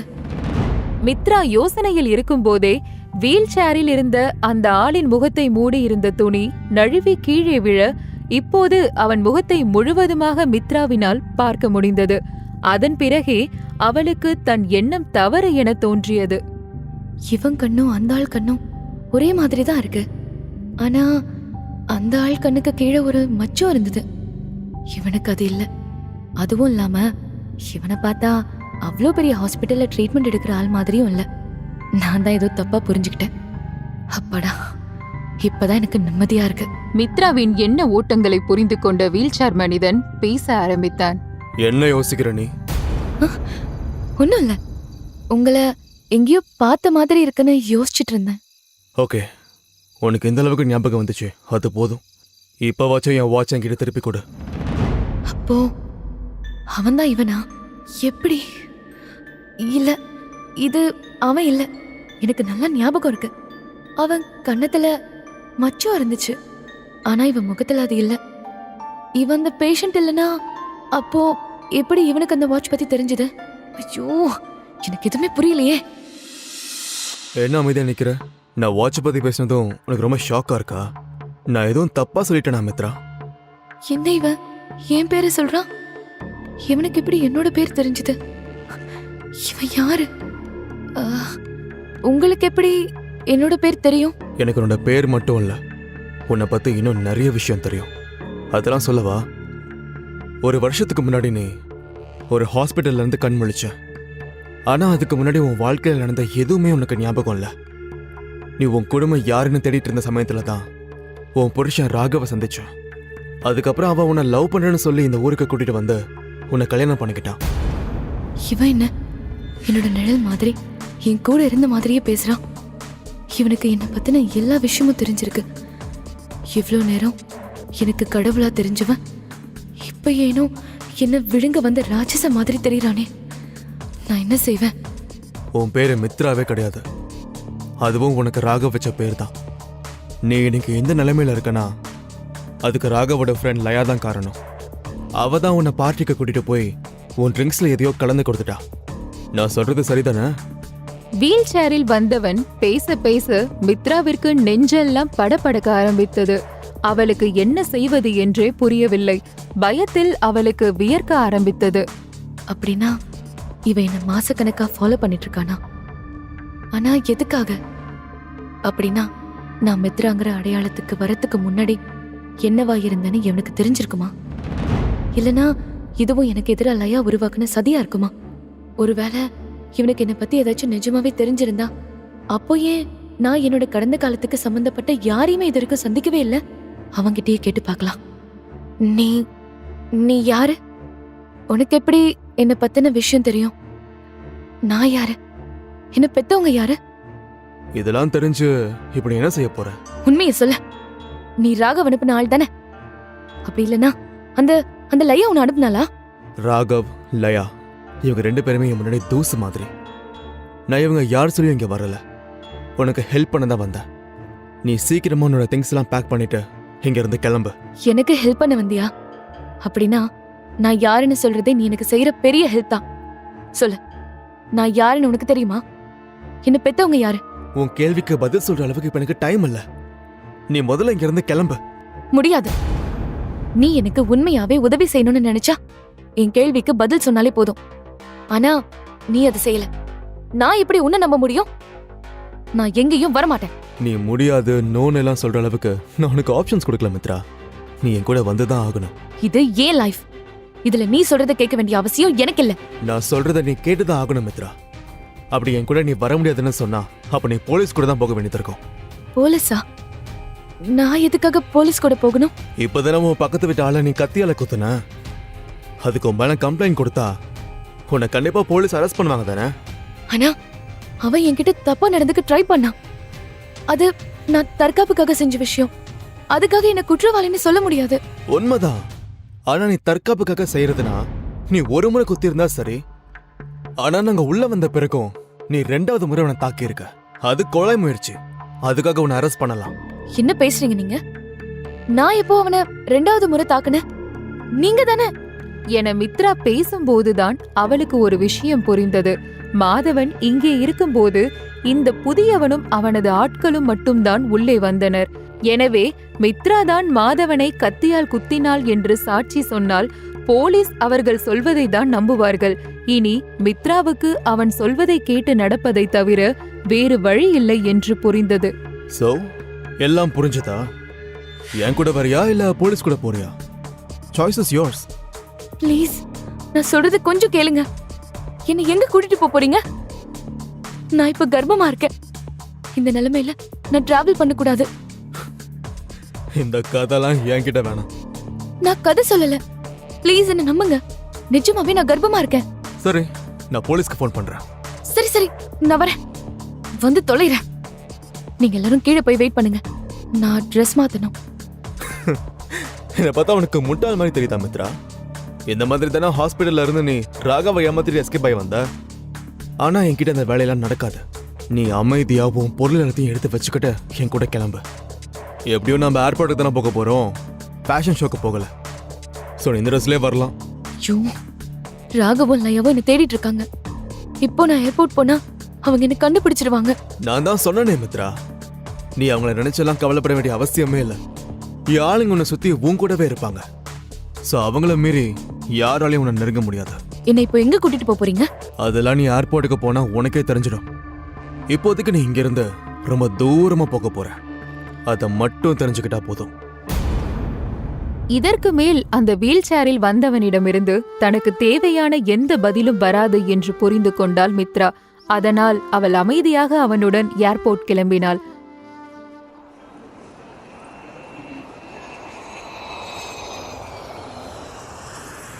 ஏர்போர்ட் சென்றதும் மித்ரா மட்டும் தனியாக அமர்ந்திருக்க அவள் மனது முழுக்க பலவித யோசனைகள் ஓடிக்கொண்டிருந்தது. இப்ப வரைக்கும் எனக்கு எந்த ஆபத்தும் வரல. ஆனாலும் என் மனசு பாதுகாப்பா உணர மறக்குது. இந்த ஆள் என்னை எங்கேயோ கடத்திட்டு போற மாதிரியே இருக்கு. ஏர்போர்ட் வந்து சேரத்துக்குள்ள எப்படியாச்சும் இவன் கிட்ட இருந்து தப்பிச்சிடணும்னு நினைச்சேன். ஆனா அவனோட ஆட்களை மீறி என்னால எதுவும் செய்ய முடியல. நான் எங்கேயே இருந்தா ராகவும் லயாவும் என் வயித்துல இருக்க குழந்தைய அழிக்க முயற்சி செய்வாங்க. என் கண் முன்னாடியே எனக்கு ஆபத்து இருக்கு. அதே நேரம் இந்த ஆள் என்ன கடத்தி கொண்டு போய் என்ன செய்வானோன்னு ஒரு பக்கம் பயமா இருக்கு. ஏதாச்சும் அதிசயம் நடந்தா மட்டும்தான் நான் இவகிட்ட இருந்து தப்பிக்க முடியும். மித்ராவின் பயம் தன்னை நினைத்து இல்லை, அவள் வயிற்றில் இருக்கும் குழந்தையை நினைத்துதான். எனவே இங்கிருந்து தப்பித்து போய் தன் குழந்தையின் உயிரை பணயம் வைக்க அவள் விரும்பவில்லை. அதனால்தான் அவன் என்ன சொன்னாலும் அவன் சொல்படி கேட்டு நடக்க ஆரம்பித்தாள் மித்ரா. ஏதாவது அதிசயம் நிகழாதா என மித்ரா நினைத்து கொண்டிருக்க, மித்ராவிற்கு தன்னை யாரோ அழைப்பது போல் இருக்கவும் குரல் வந்த திசை நோக்கி திரும்பி பார்த்தாள் மித்ரா. அங்கே நடுத்தர வயதில் இருக்கக்கூடிய ஒரு பெண்மணி விலை உயர்ந்த டிசைனர் புடவை, அதற்கேற்ற நகை என்று மிடுக்கான தோரணையில் இருந்தார். நீதான மித்ரா? ஆமா, நீங்க யாரு? உன்னோட கேள்விக்கு பதில் சொல்ல இப்ப என்கிட்ட நேரம் இல்ல மித்ரா. நீ இப்பவே என் கூட வா. இப்போ இந்த அம்மா யாரு? திடீர்னு வந்து என்ன அவங்க கூட வான்னு சொல்றாங்க. என்ன சுத்தி என்னதான் நடக்குது? காலையில இருந்து என் வாழ்க்கையில என்னென்னமோ நடந்துட்டு இருக்கு. யார் யாரோ வராங்க, என்ன அவங்களோட வான்னு சொல்றாங்க. இவங்க எல்லாரும் யாரு? ஒருவேளை இவங்களை அந்த லயா அனுப்பியிருப்பாளோ? இல்ல, இது பொது இடம். இங்க நான் யாருக்கும் பயப்பட வேண்டியதில்லை. நீங்க யாரு? எதுக்காக என்ன உங்களோட வர சொல்லி கூப்பிடுறீங்க? யாருன்னே தெரியாத உங்களோட நான் எப்படி வர முடியும்? நீங்க கூப்பிட்ட உடனே உங்க பின்னாடி ஓடி வர நான் என்ன உங்க வீட்டு நாய்க்குட்டியா? நீ என்ன நினைக்கிறேன்னு எனக்கு புரியுது மித்ரா. ஆனா இப்போ உனக்கு பொறுமையா விளக்க சொல்லலாம் எனக்கு நேரம் இல்ல. என்னை நம்பி நீ என் கூட வா. மித்ரா அவர் பேசிய எதையும் காதில் வாங்காமல், நீ என் கேள்விக்கு பதில் சொல்லாமல் உன்னுடன் வரமாட்டேன் என்பதை போல் மீண்டும் அவள் இருந்த இருக்கையில் அமர்ந்து கொண்டாள். அவள் கண்ணில் தெரிந்த இயலாமையும் சோர்வும் நம்பிக்கையின்மையும் பார்த்து அவருக்கே பரிதாபமாக இருந்தது. என் பேர் வேதா சண்முகவேல். நான் வேல்ஸ் குடும்பத்தோட முக்கியமான பெண் வாரிசு. Raghav Vels group of companies பத்தி பேசிருக்காரு. சண்முகவேல் இந்த நாட்டோட முக்கியமான இண்டஸ்ட்ரியலிஸ்ட். இவங்க குடும்பத்தோட தொழில் இந்த உலகம் முழுக்க பரவி இருக்கு. ஆனா அவ்வளோ பெரிய குடும்பத்தோட பொண்ணு எதுக்காக என்ன அவங்களோட கூட்டிட்டு போக பாக்குறாங்க? அவங்களே கேட்டுருவோம். நீங்க வேல்ஸ் குடும்பத்தோட பொண்ணா? நீங்க யாருன்னு சொல்லிட்டீங்க சரி, ஆனா என்ன எதுக்கு உங்களோட வர சொல்லி கூப்பிடுறீங்கன்னு நீங்க சொல்லவே இல்லையே. இங்க பாரு மித்ரா, நீ என்ன நம்பணும்னு தான் நான் யாருன்னு உன்கிட்ட சொன்னேன். இதுக்கு மேல எது பேசுறதா இருந்தாலும் நம்ம கால போகும்போது பேசிக்கலாம். என்ன நம்பு, நான் உன்னை எதுக்காகவும் கட்டாயப்படுத்த மாட்டேன். ப்ளீஸ் என் கூட வா. இப்போ எனக்கு 2 வழிதான் இருக்கு. ஒன்று, இந்த வேதா சண்முகவேல் கூட போகணும். அப்படி இல்லைன்னா யாருன்னே தெரியாத அந்த வீல் சேர்ல வந்தவனோட ஆட்கள் கூட போகணும். யாருன்னே தெரியாத அவனோட போறதை விட வேதா கூட போகலாம். வேதா சண்முகவேல் இந்த உலகத்துக்கே தெரிஞ்ச ஒரு குடும்பத்தை சேர்ந்த ஆள். அவங்களால கண்டிப்பா எனக்கு ஆபத்து வராது. மித்ரா வேதாவுடன் உடனே புறப்பட்டாள். ஏர்போர்ட் விட்டு மித்ரா சென்றதும் அவளுக்கு துணையாக வந்திருந்த வீல் சேர் மனிதனின் ஆட்கள் மித்ராவை காணாமல் விமான நிலையத்தில் தேட ஆரம்பித்தனர். அவர்கள் எல்லோரும் மித்ராவை கவனமாக தான் பார்த்து கொண்டிருந்தார்கள். அப்படி இருந்தும் அவள் எப்படி திடீரென்று காணாமல் போனாள் என்று அவர்களுக்கு தெரியவில்லை. வேதா அந்த அளவிற்கு கவனமாக எல்லோர் கண்ணிலும் மண்ணை தூவிவிட்டு மித்ராவுடன் பேசி அவளை அழைத்து சென்றிருந்தார். எனவே யாருக்கும் எதுவும் தெரியவில்லை. வீல் சேர் மனிதன் கோபமடைந்தான். எப்படி இது நடந்துச்சு? எப்படி அவ மிஸ் ஆனா? முட்டாள்! உங்களை நம்பி அவளை அனுப்பின பாருங்க. என்ன சொல்லணும்? அவளை கவனமா பாத்துக்க சொல்லி அவ்வளவு தூரம் சொன்னேன். அப்படி இருந்தும் நீங்க இப்படி கோட்டை விட்டுட்டு வந்திருக்கீங்க. உங்களெல்லாம் என்னன்னு சொல்றது? சாரி சார், நம்ம ஆளுங்க ரொம்ப கவனமா தான் இருந்தோம். ஆனா அவங்க எப்படி மிஸ் ஆனாங்கன்னு எங்களுக்கு தெரியல. எனக்கு இந்த காரணம்லாம் தேவையில்லை.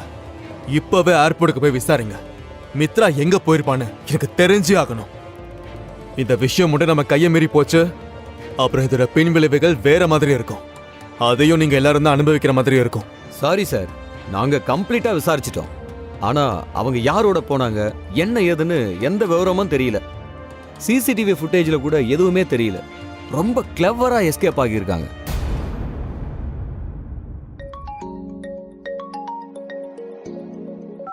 ஹலோ, என்னாச்சு? மித்ரா மிஸ் ஆகிட்டா போல. யார் பேசுறது? நான் யாருன்னு தெரிஞ்சு நீ என்ன செய்ய போற? உனக்கு மித்ரா கிடைச்சிடுவாளா என்ன? நீ யாருன்னு சொல்லலனா என்னால நீ யாருன்னு கண்டுபிடிக்க முடியாதா? ஆமா, நான் மித்ரா தான் தேடிட்டு இருக்கேன். ஆனா அவ காணாம போனதுக்கு நீ மட்டும் காரணம்னு தெரிஞ்சது அப்புறம் ஒரு 2 கையும் உனக்கு இருக்காது. எதுக்கு இவ்ளோ டென்ஷன் ஆகுற நீ? நான் உன்னோட சண்டை போட உனக்கு கால் பண்ணல, உனக்கு ஹெல்ப் பண்ண தான் கால் பண்ண. சரி, நான் சுத்தி வளைச்சி பேச விரும்பல, நேரடியா விஷயத்துக்கு வரேன். மித்ரா வேதா சண்முகவேல் கூட தான் இருக்கா. என்னது? மித்ரா வேதா சண்முகவேல் கூட இருக்காங்களா? எல்லாரும் வேதாவோட பேரை கேட்டதும் பயந்துட்டீங்களா? இது நல்ல விஷயம் தானே. இத சாக்கா வச்சு நாமளும் உங்களை சந்திக்க ஒரு வாய்ப்பு கிடைச்சிருக்கு. அதே நேரம் வேதாவுடன் சென்ற மித்ராவுக்கு தன்னை தேடி விமான நிலையத்தில் ஒரு கலவரமே நடந்திருக்கிறது என்று தெரியவில்லை. அவள் மனதுக்குள் தன்னையும் தன் குழந்தையையும் எண்ணி பலவித யோசனைகள் மட்டுமே ஓடிக்கொண்டிருந்தது. வேதாவுக்கும் மித்ராவின் மனதில் இருந்த கேள்வி புரியதான் செய்தது. வேதா மித்ராவிடம் பேசத் தொடங்கினாள். ஏர்போர்ட்ல வச்சு என்னால உன்கிட்ட எல்லா விஷயத்தையும் பேச முடியல மித்ரா. ஆனா இப்போ நான் உன்னோட கேள்விக்கெல்லாம் பதில் சொல்ல தயாரா இருக்கேன். நீ என்ன கேட்கணுமோ இப்ப கேட்கலாம். நாம இப்ப எங்க போறோம்? நீங்க எதுக்காக என்ன உங்களோட கூட்டிட்டு போறீங்க? எனக்கும் உங்களுக்கும் என்ன சம்பந்தம்? என் ஃபேமிலியில இருக்கிறவங்கள மீட் பண்ண போறோம் நம்ம. என்னது? வேல்ஸ் குடும்பத்துல இருக்கிறவங்கள சந்திக்க போறோமா? ஆனா ஏன் நான் எதுக்காக அவங்கள சந்திக்கணும்? ஏன்னா உன் வயித்துல வளர குழந்தை எங்க குடும்பத்தோட வாரிசு. என்னது? நீங்க என்ன சொல்றீங்க? என்கிட்ட விளையாடலையே. கண்டிப்பா இதுக்கு வாய்ப்பே இல்ல. நீங்க சொல்ற மாதிரி நடக்க வாய்ப்பே இல்ல. நீ என்னோட அண்ணன் பையன் ஆதர்ஷ் குழந்தையதான் உன் வயித்துல சுமந்துட்டு இருக்க. அன்னைக்கு நைட் நீ பார்ட்டில மீட் பண்ணது ஆதர்ஷ தான்.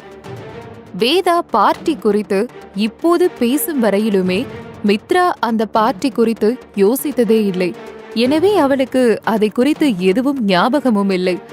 ஆனால் இப்போது அவளுக்கு அந்த பார்ட்டியில் இருந்த ஒருவனின் முகம் மெலிதாக நினைவுக்கு வந்தது. அதை பற்றி யோசிக்க ஆரம்பித்தாள். அன்னைக்கு பார்ட்டியில லயா என்னோட ஜூஸ்ல போதை மருந்து கலந்து கொடுத்துட்டான். அதை குடிச்சதும் என்னையே என்னால கண்ட்ரோல் பண்ண முடியல. நான் என்னோட கட்டுப்பாட்டை மீறி இந்த பக்கமும் அந்த பக்கமும் சாய ஆரம்பிச்சேன். லயா அங்கதான் இருந்தா. ஆனா அவதான் எனக்கு போதை மருந்து கலந்து கொடுத்ததுனால அவ எனக்கு உதவி செய்யல.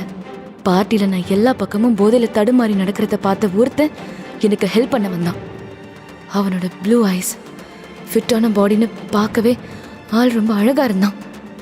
இப்ப கூட என் மனசுல அவனோட உருவம் பதிஞ்சிருக்கு. அன்னைக்கு நான் அவனை ராகவ்னு தான் நினைச்சேன். மித்ரா அன்று பார்ட்டியில் நடந்தவற்றை மீண்டும் தனது மனதில் ஓட்டி பார்க்க துவங்கினாள். ராகவ், நீங்க வந்துட்டீங்களா ராகவ்? நீங்க இல்லாம என்னால தனியா இருக்க முடியல ராகவ். நான் உங்களை எவ்வளவு மிஸ் பண்றேன்னு தெரியுமா? Hi, you have mistaken me. நான் ராகவ் இல்லை. போய் சொல்லாதீங்க ராகவ், நீங்க ராகவ் தான். நீ இப்போ சுய நினைவில் இல்லை. பார்க்க குடும்ப பொண்ணு மாதிரி இருந்துக்கிட்டு இவ்வளோ சரக்கு அடிச்சிருக்க நீ. சரி வா, நான் உன்னை உன் ஃப்ரெண்டு கிட்ட விட்டுடுறேன். ஆனால் மித்ரா அவன் கையை விடவே இல்லை. மித்ரா இன்னும் கொஞ்சம் யோசனை செய்து பழைய விஷயங்களை நினைவுபடுத்த பார்த்தாள். ஆனால் யோசிக்க யோசிக்க அவளுக்கு தலைவலிதான் வந்தது. அடுத்து நடந்த எதுவும் அவளுக்கு சுத்தமாக நினைவுக்கு வரவில்லை. ஆனால் கண்டிப்பாக ஆதர்ஷ் தன்னை லயாவிடம் விடவில்லை என்று மட்டும் அவளுக்கு தெளிவாக புரிந்தது. ஏனெனில் தன்னை அவன் லயாவிடம் விட்டு சென்றிருந்தால் அவனது பிள்ளை எப்படி என் வயிற்றில் வளர முடியும்? உங்களுக்கு எப்படி இந்த விஷயம் தெரியும்? ஆதர்ஷ் உங்ககிட்ட இத பத்தி சொன்னாரா? நான் வேதா சண்முகவேல். எனக்கு யாரும் எந்த ஒரு விஷயத்தையும் சொல்ல வேண்டியதில்ல. எனக்கு ஒரு விஷயம் தெரியணும்னு நான் நினைச்சா அது எப்படிப்பட்ட விஷயமா இருந்தாலும் அதை தெரிஞ்சுக்க கூடிய சக்தியும் பலமும் என்கிட்ட இருக்கு. ப்ளீஸ், அன்னைக்கு நைட் என்ன நடந்துச்சு? நீங்களாவது உண்மை என்னன்னு எனக்கு சொல்லுங்க. உண்மை என்னன்னு தெரியாம என் மனசு ரொம்பவே பாரமா இருக்கு. இந்தா மித்ரா, இதுல இருக்கிற போட்டோஸை பாரு. இத பார்த்தா உனக்கே எல்லாம் புரியும். வேதா அவளது போனை கொடுத்து அதில் இருக்கும் போட்டோஸ்களை மித்ராவை பார்க்க சொன்னாள். தயக்கத்துடன் அதை வாங்கி பார்த்த மித்ராவுக்கு அதிர்ச்சியாக இருந்தது. என்ன என்ன இது? நான் லயாவும் என் கூட தான் இருக்கா. அப்புறம் எப்படி? அன்னைக்கு நைட் அந்த பார்ட்டிக்கு வந்த பொண்ணுங்களையே நீதான் மித்ரா ரொம்ப அழகா இருந்த. அந்த பார்ட்டிக்கு வந்த எல்லா ஆண்களோட பார்வையும் உன் மேல மட்டும்தான் இருந்துச்சு. ஆதர்ஷ் கூட உன் அழகுல மயங்கி பித்து பிடிச்ச மாதிரி ஆகிட்டான். அவன் உன்கிட்ட பேச உன்னை நெருங்கி வந்தப்பதான் நீ ராகவ்னு சொல்லி அவன்கிட்ட பேச ஆரம்பிச்சிருக்க. நீ ராகவ்னு பேரை சொன்னதும் ஆதர்ஷ் உன்னை விட்டு விலகி போக நினைச்சிட்டான். ஆனா கொஞ்ச நேரத்திலேயே லயா அவன்கிட்ட ராகவ் உன்னோட எக்ஸ் ஹஸ்பண்ட், உனக்கும் அவனுக்கும் டிவோர்ஸ் ஆகிடுச்சுன்னு சொல்லிருக்கான். அவ அப்படி சொன்ன பிறகுதான் உன் வாழ்க்கையில யாரும் இல்லைன்னு நினைச்சு ஆதர்ஷ் உன்கிட்ட நெருங்கி வந்து பேசியிருக்கான். ஆனா அதுக்கப்புறம் நடந்ததெல்லாம் லயாவோட பிளான் தான். நீயும் ஆதர்ஷும் குடிச்ச ட்ரிங்க்ஸ்ல அவ போதை மருந்து கலந்து கொடுத்து நீங்க சுயநினைவை இழந்ததும் அவ உங்க 2 பேரையும் அந்த ஹோட்டல் ரூம்க்கு அனுப்பி வச்சிருக்கா. நான் என் வாழ்க்கையில செஞ்ச மிகப்பெரிய தப்புனா அது அந்த லயாவை நம்பினதாதான் இருக்கும். ராகவோட எனக்கு கல்யாணம் ஆன பிறகு நான் பேசின ஒரே ஆள் லயா மட்டும்தான். அதுவும் அவ ராகவோட பெஸ்ட் ஃப்ரெண்ட் அப்படிங்கறதால மட்டும்தான். அன்னைக்கு நைட்டு கூட நான் பார்ட்டிக்கு போற ஐடியாலே இல்லை. ஆனா அவ தான் என்ன ஃபோர்ஸ் பண்ணி அவளுக்கு துணையா வர சொல்லி கூப்பிட்டா. ஆனா இப்ப யோசிச்சா இதெல்லாம் அவ என்ன பிரச்சனையில மாட்டி விட பக்காவா போட்ட பிளான்னு நல்லாவே தெரியுது. அன்னைக்கே நான் அவ கூப்பிட்டதுக்கு வர முடியாதுன்னு சொல்லியிருந்தா என் வாழ்க்கை வேற மாதிரி இருந்திருக்கும்ல. நீ என்ன யோசிக்கிறேன்னு எனக்கு புரியுது மித்ரா. ஆனா நடந்ததை பத்தி யோசிச்சு இப்போ எந்த பயனும் இல்ல. அடுத்து என்ன செய்யணும்னு யோசி. இதுல நான் யோசிக்க என்ன இருக்கு? நான் கர்ப்பமா இருக்க விஷயம் தெரிஞ்சதுல இருந்து என் வாழ்க்கையே தலைகீழா மாறி போயிருச்சு. முதல்ல என் கல்யாண வாழ்க்கை என்னை விட்டு போச்சு. நான் அதுல இருந்து மீண்டு வரும்போது யாரோ ஒருத்தன் என்கிட்ட தப்பா நடந்துக்க ட்ரை பண்ணான். அவன்கிட்ட இருந்தும் தப்பிச்சனா இப்ப உங்களோட இருக்கேன். இதெல்லாம் நான் யோசிச்சதுனால நடந்த விஷயங்கள் இல்ல. அதனால இனியும் நான் யோசிச்சு என்ன நடந்துட போகுது, என் வாழ்க்கை என்ன எதை நோக்கி கொண்டு போகுதோ நான் அதுபடிதான் போய் ஆகணும். சரி, நீ எதுவும் யோசிக்க வேண்டாம். நான் சொல்றபடி மட்டும் செய், அது போதும். அப்பதான் இனியும் உன் வாழ்க்கையில எதுவும் தப்பா நடக்காது. நீங்க எதுக்காக இதெல்லாம் செய்றீங்க? என்கிட்ட இருந்து உங்களுக்கு என்ன வேணும்? அதெல்லாம் அப்புறம் சொல்றேன். நீ இப்போ முதல்ல செய்ய வேண்டியது அந்த ராகவ உன் வாழ்க்கையில இருந்து ரிமூவ் பண்ணணும். அவனை நீ டிவோர்ஸ் பண்ணணும். அந்த லயா விஷயத்தை பத்தி நீ கவலைப்பட வேண்டாம். அவளை நான் பாத்துக்கிறேன். அவெல்லாம் எனக்கு ஒரு ஆளே இல்ல. நான் ராகவ டிவோர்ஸ் பண்ணணுமா? நீங்க என்ன சொல்றீங்க? டிவோர்ஸ் விஷயத்துக்காக கூட நான் ராகவ் கண் முன்னாடி போக விரும்பல. எனக்கும் என் குழந்தைக்கும் அது நல்லதும் இல்ல. இப்போதைக்கு எனக்குன்னு இந்த உலகத்துல சொந்தம்னு சொல்லிக்க என் குழந்தை மட்டும்தான் இருக்கு. அதையும் இழக்க நான் விரும்பல. நீ ராகவ் முன்னாடி எல்லாம் போக வேண்டிய அவசியம் இல்ல மித்ரா. ஜஸ்ட் இந்த பேப்பர்ஸ்ல சைன் பண்ணா மட்டும் போதும். ஆல்ரெடி ராகவ் இதுல சைன் பண்ணிட்டான். சோ நீயும் சைன் பண்ணிட்டா டிவோர்ஸ் வேலையை நானே பாத்துக்குவேன். ராகவ் ஆல்ரெடி சைன் பண்ணிட்டாரா? ஆனா எப்படி? இந்த பேப்பர்ஸ் எப்படி உங்க கைக்கு வந்தது? எனக்கு இது ஒரு பெரிய விஷயமே இல்ல மித்ரா. நீ இப்போ இத பத்தி எல்லாம் யோசிக்காம உன்னையும் உன் வயிற்றுல வளர்ற குழந்தைய பத்தி மட்டும் யோசி.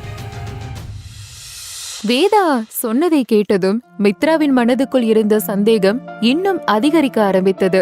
வேதா ஏன் இதெல்லாம் தனக்கு செய்ய வேண்டும் என்று அவளுக்கு புரியவே இல்லை. ராகவிடமிருந்து தன்னை காப்பாற்றுவதில் வேதாவுக்கு என்ன லாபம்? அதை அவளிடமும் கேட்டுவிட்டாள் மித்ரா. நீங்க எதுக்காக எனக்கு ஹெல்ப் பண்ணணும்? என் குழந்தைக்காகவா?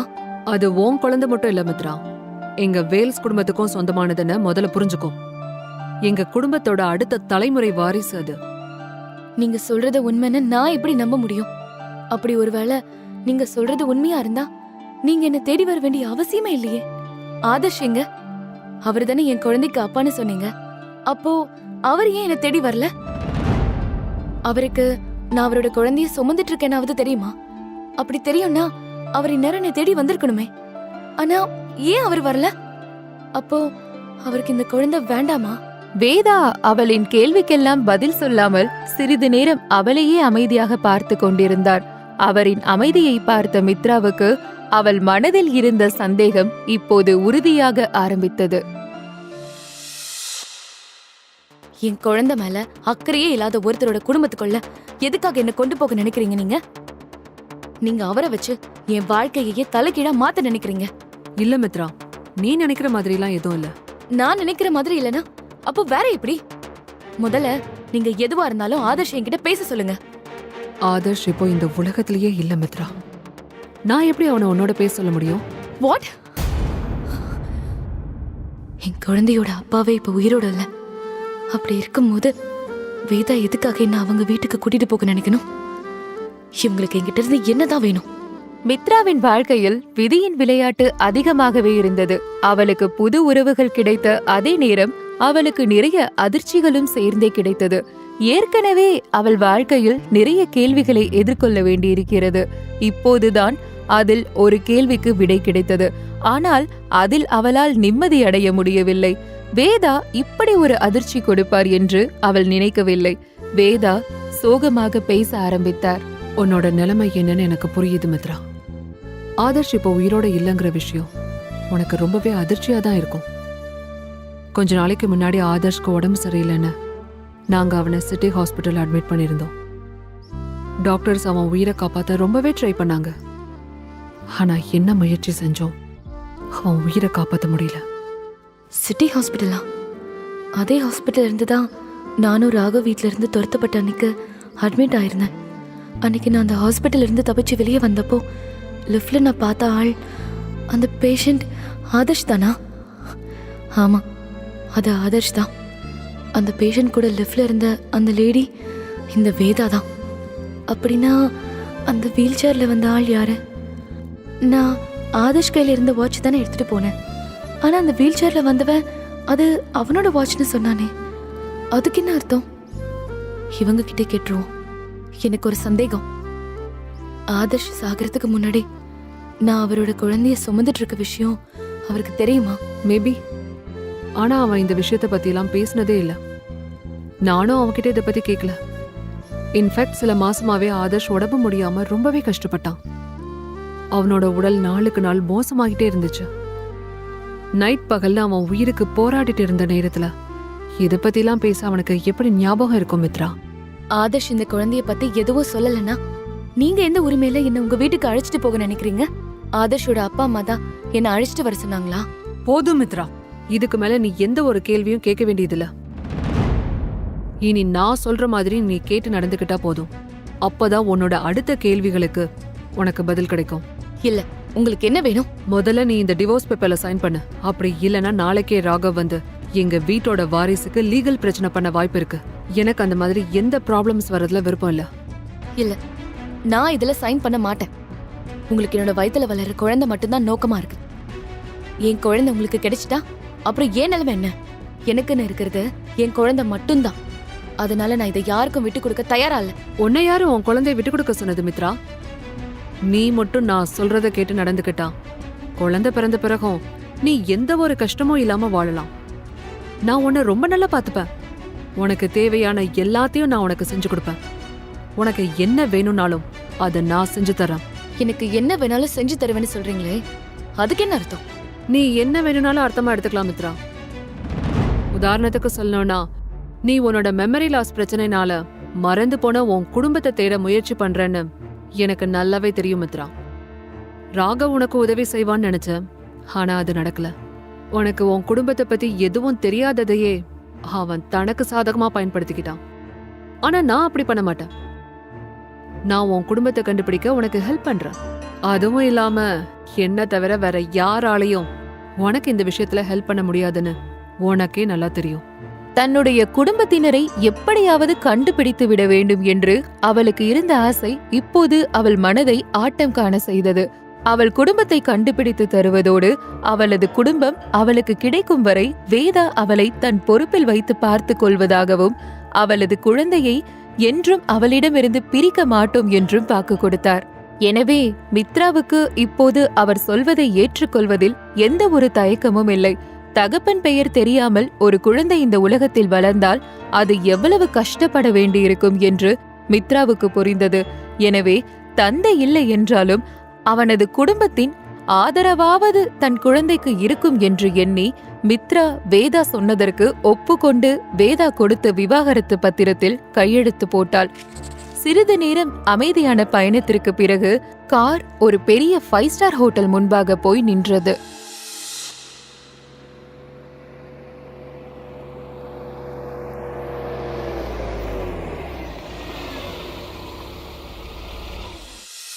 வீட்டு ஆளுங்களை நாம இங்க ஹோட்டல்ல தான் மீட் பண்ண போறோமா?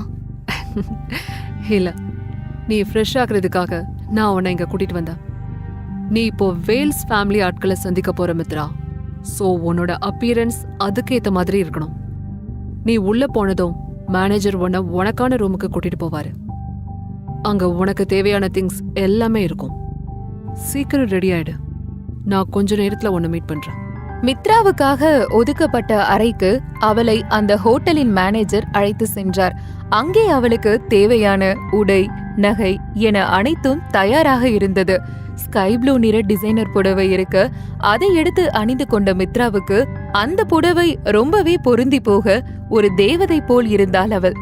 அவளின் உடல் வளைவுகள் அந்த புடவையில் நளினமாக வெளிப்பட்டது. மித்ரா தயாராகி வெளியே வந்ததும் அவளை பார்த்த வேதாவின் கண்கள் ஆச்சரியத்தில் விரிய ஆரம்பித்தது.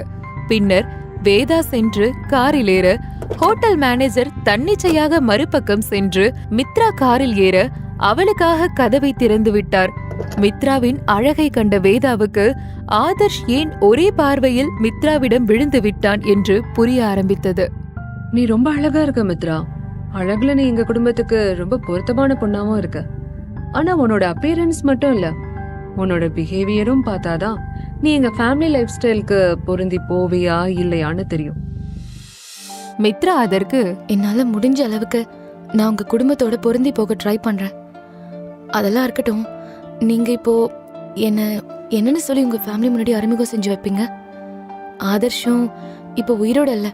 சோ என்னால அவரோட மனைவிங்கிற ஸ்தானத்துல உங்க வீட்டுக்குள்ள வர முடியாது. நீ எங்க குடும்பத்துக்கு அடுத்த தலைமுறை வாரிசு கொண்டு வர போற. அதுக்காக நீ ஆதர்ஷ் மனைவியா இருக்கணும்னு அவசியம் இல்ல. நீ அவனோட கேர்ள் ஃப்ரெண்ட், பார்ட்னர், அப்படி இல்லைன்னா கம்பெனியன்னு என்ன வேணா சொல்லிக்கலாம். அது ஒரு பெரிய விஷயமே இல்ல. உன் வயிற்றுல வளர குழந்தை எங்க குடும்பத்துக்கு ரொம்பவே முக்கியம். எங்க குடும்பத்தோட பிசினஸ் ஒர்த் பல லட்சம் கோடி.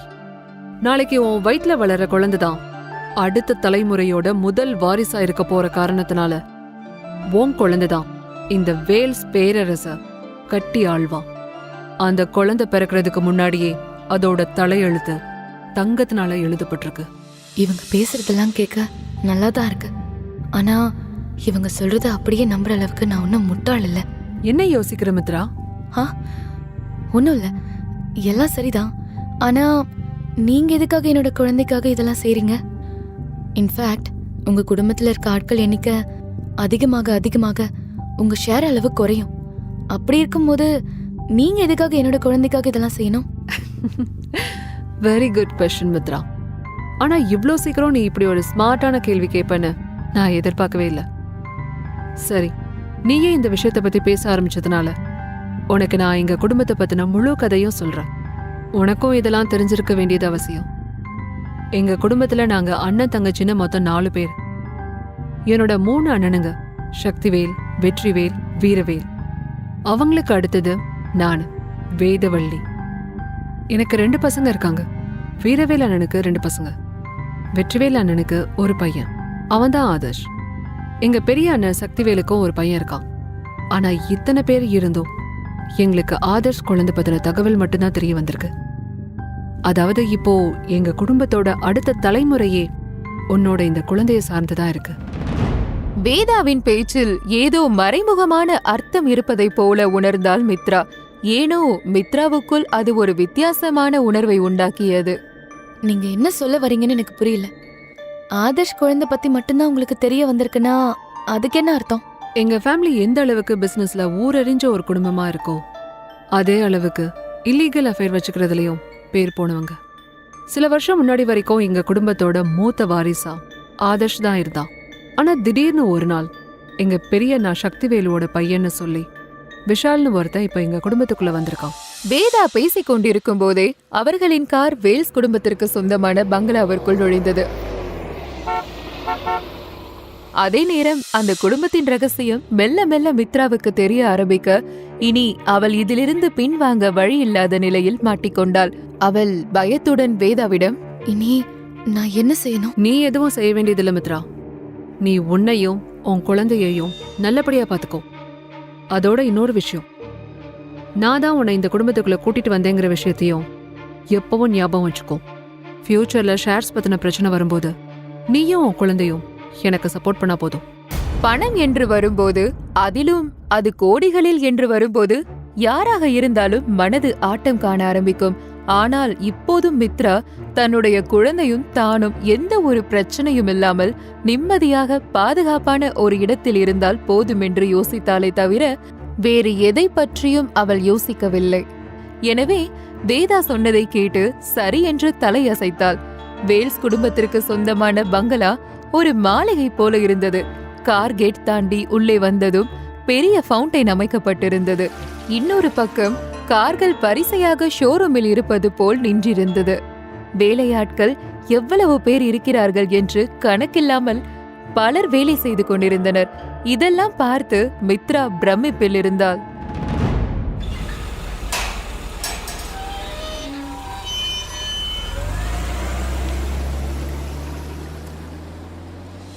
மித்ரா காரில் இருந்து இறங்கி வர வீட்டினுள் இருந்த கோட் சூட் அணிந்தபடி ஒருவர் வெளியே வந்தார்.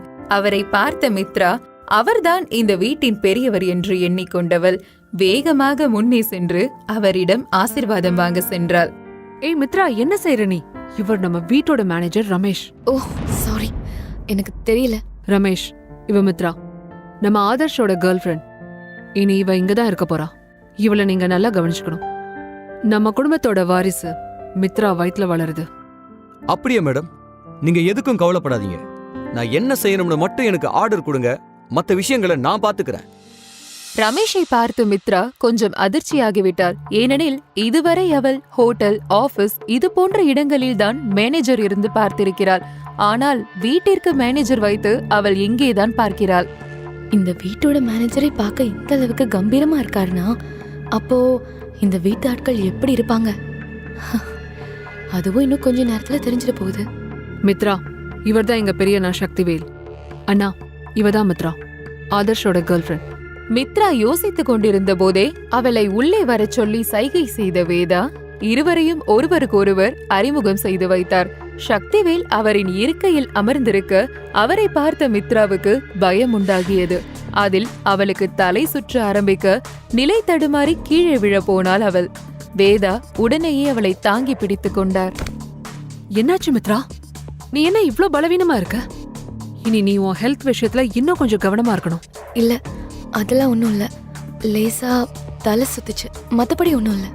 வேதாவின் அண்ணன் சக்திவேல் சமூகத்தில் மிகப்பெரிய அந்தஸ்தில் இருக்கும் பெரிய மனிதர்.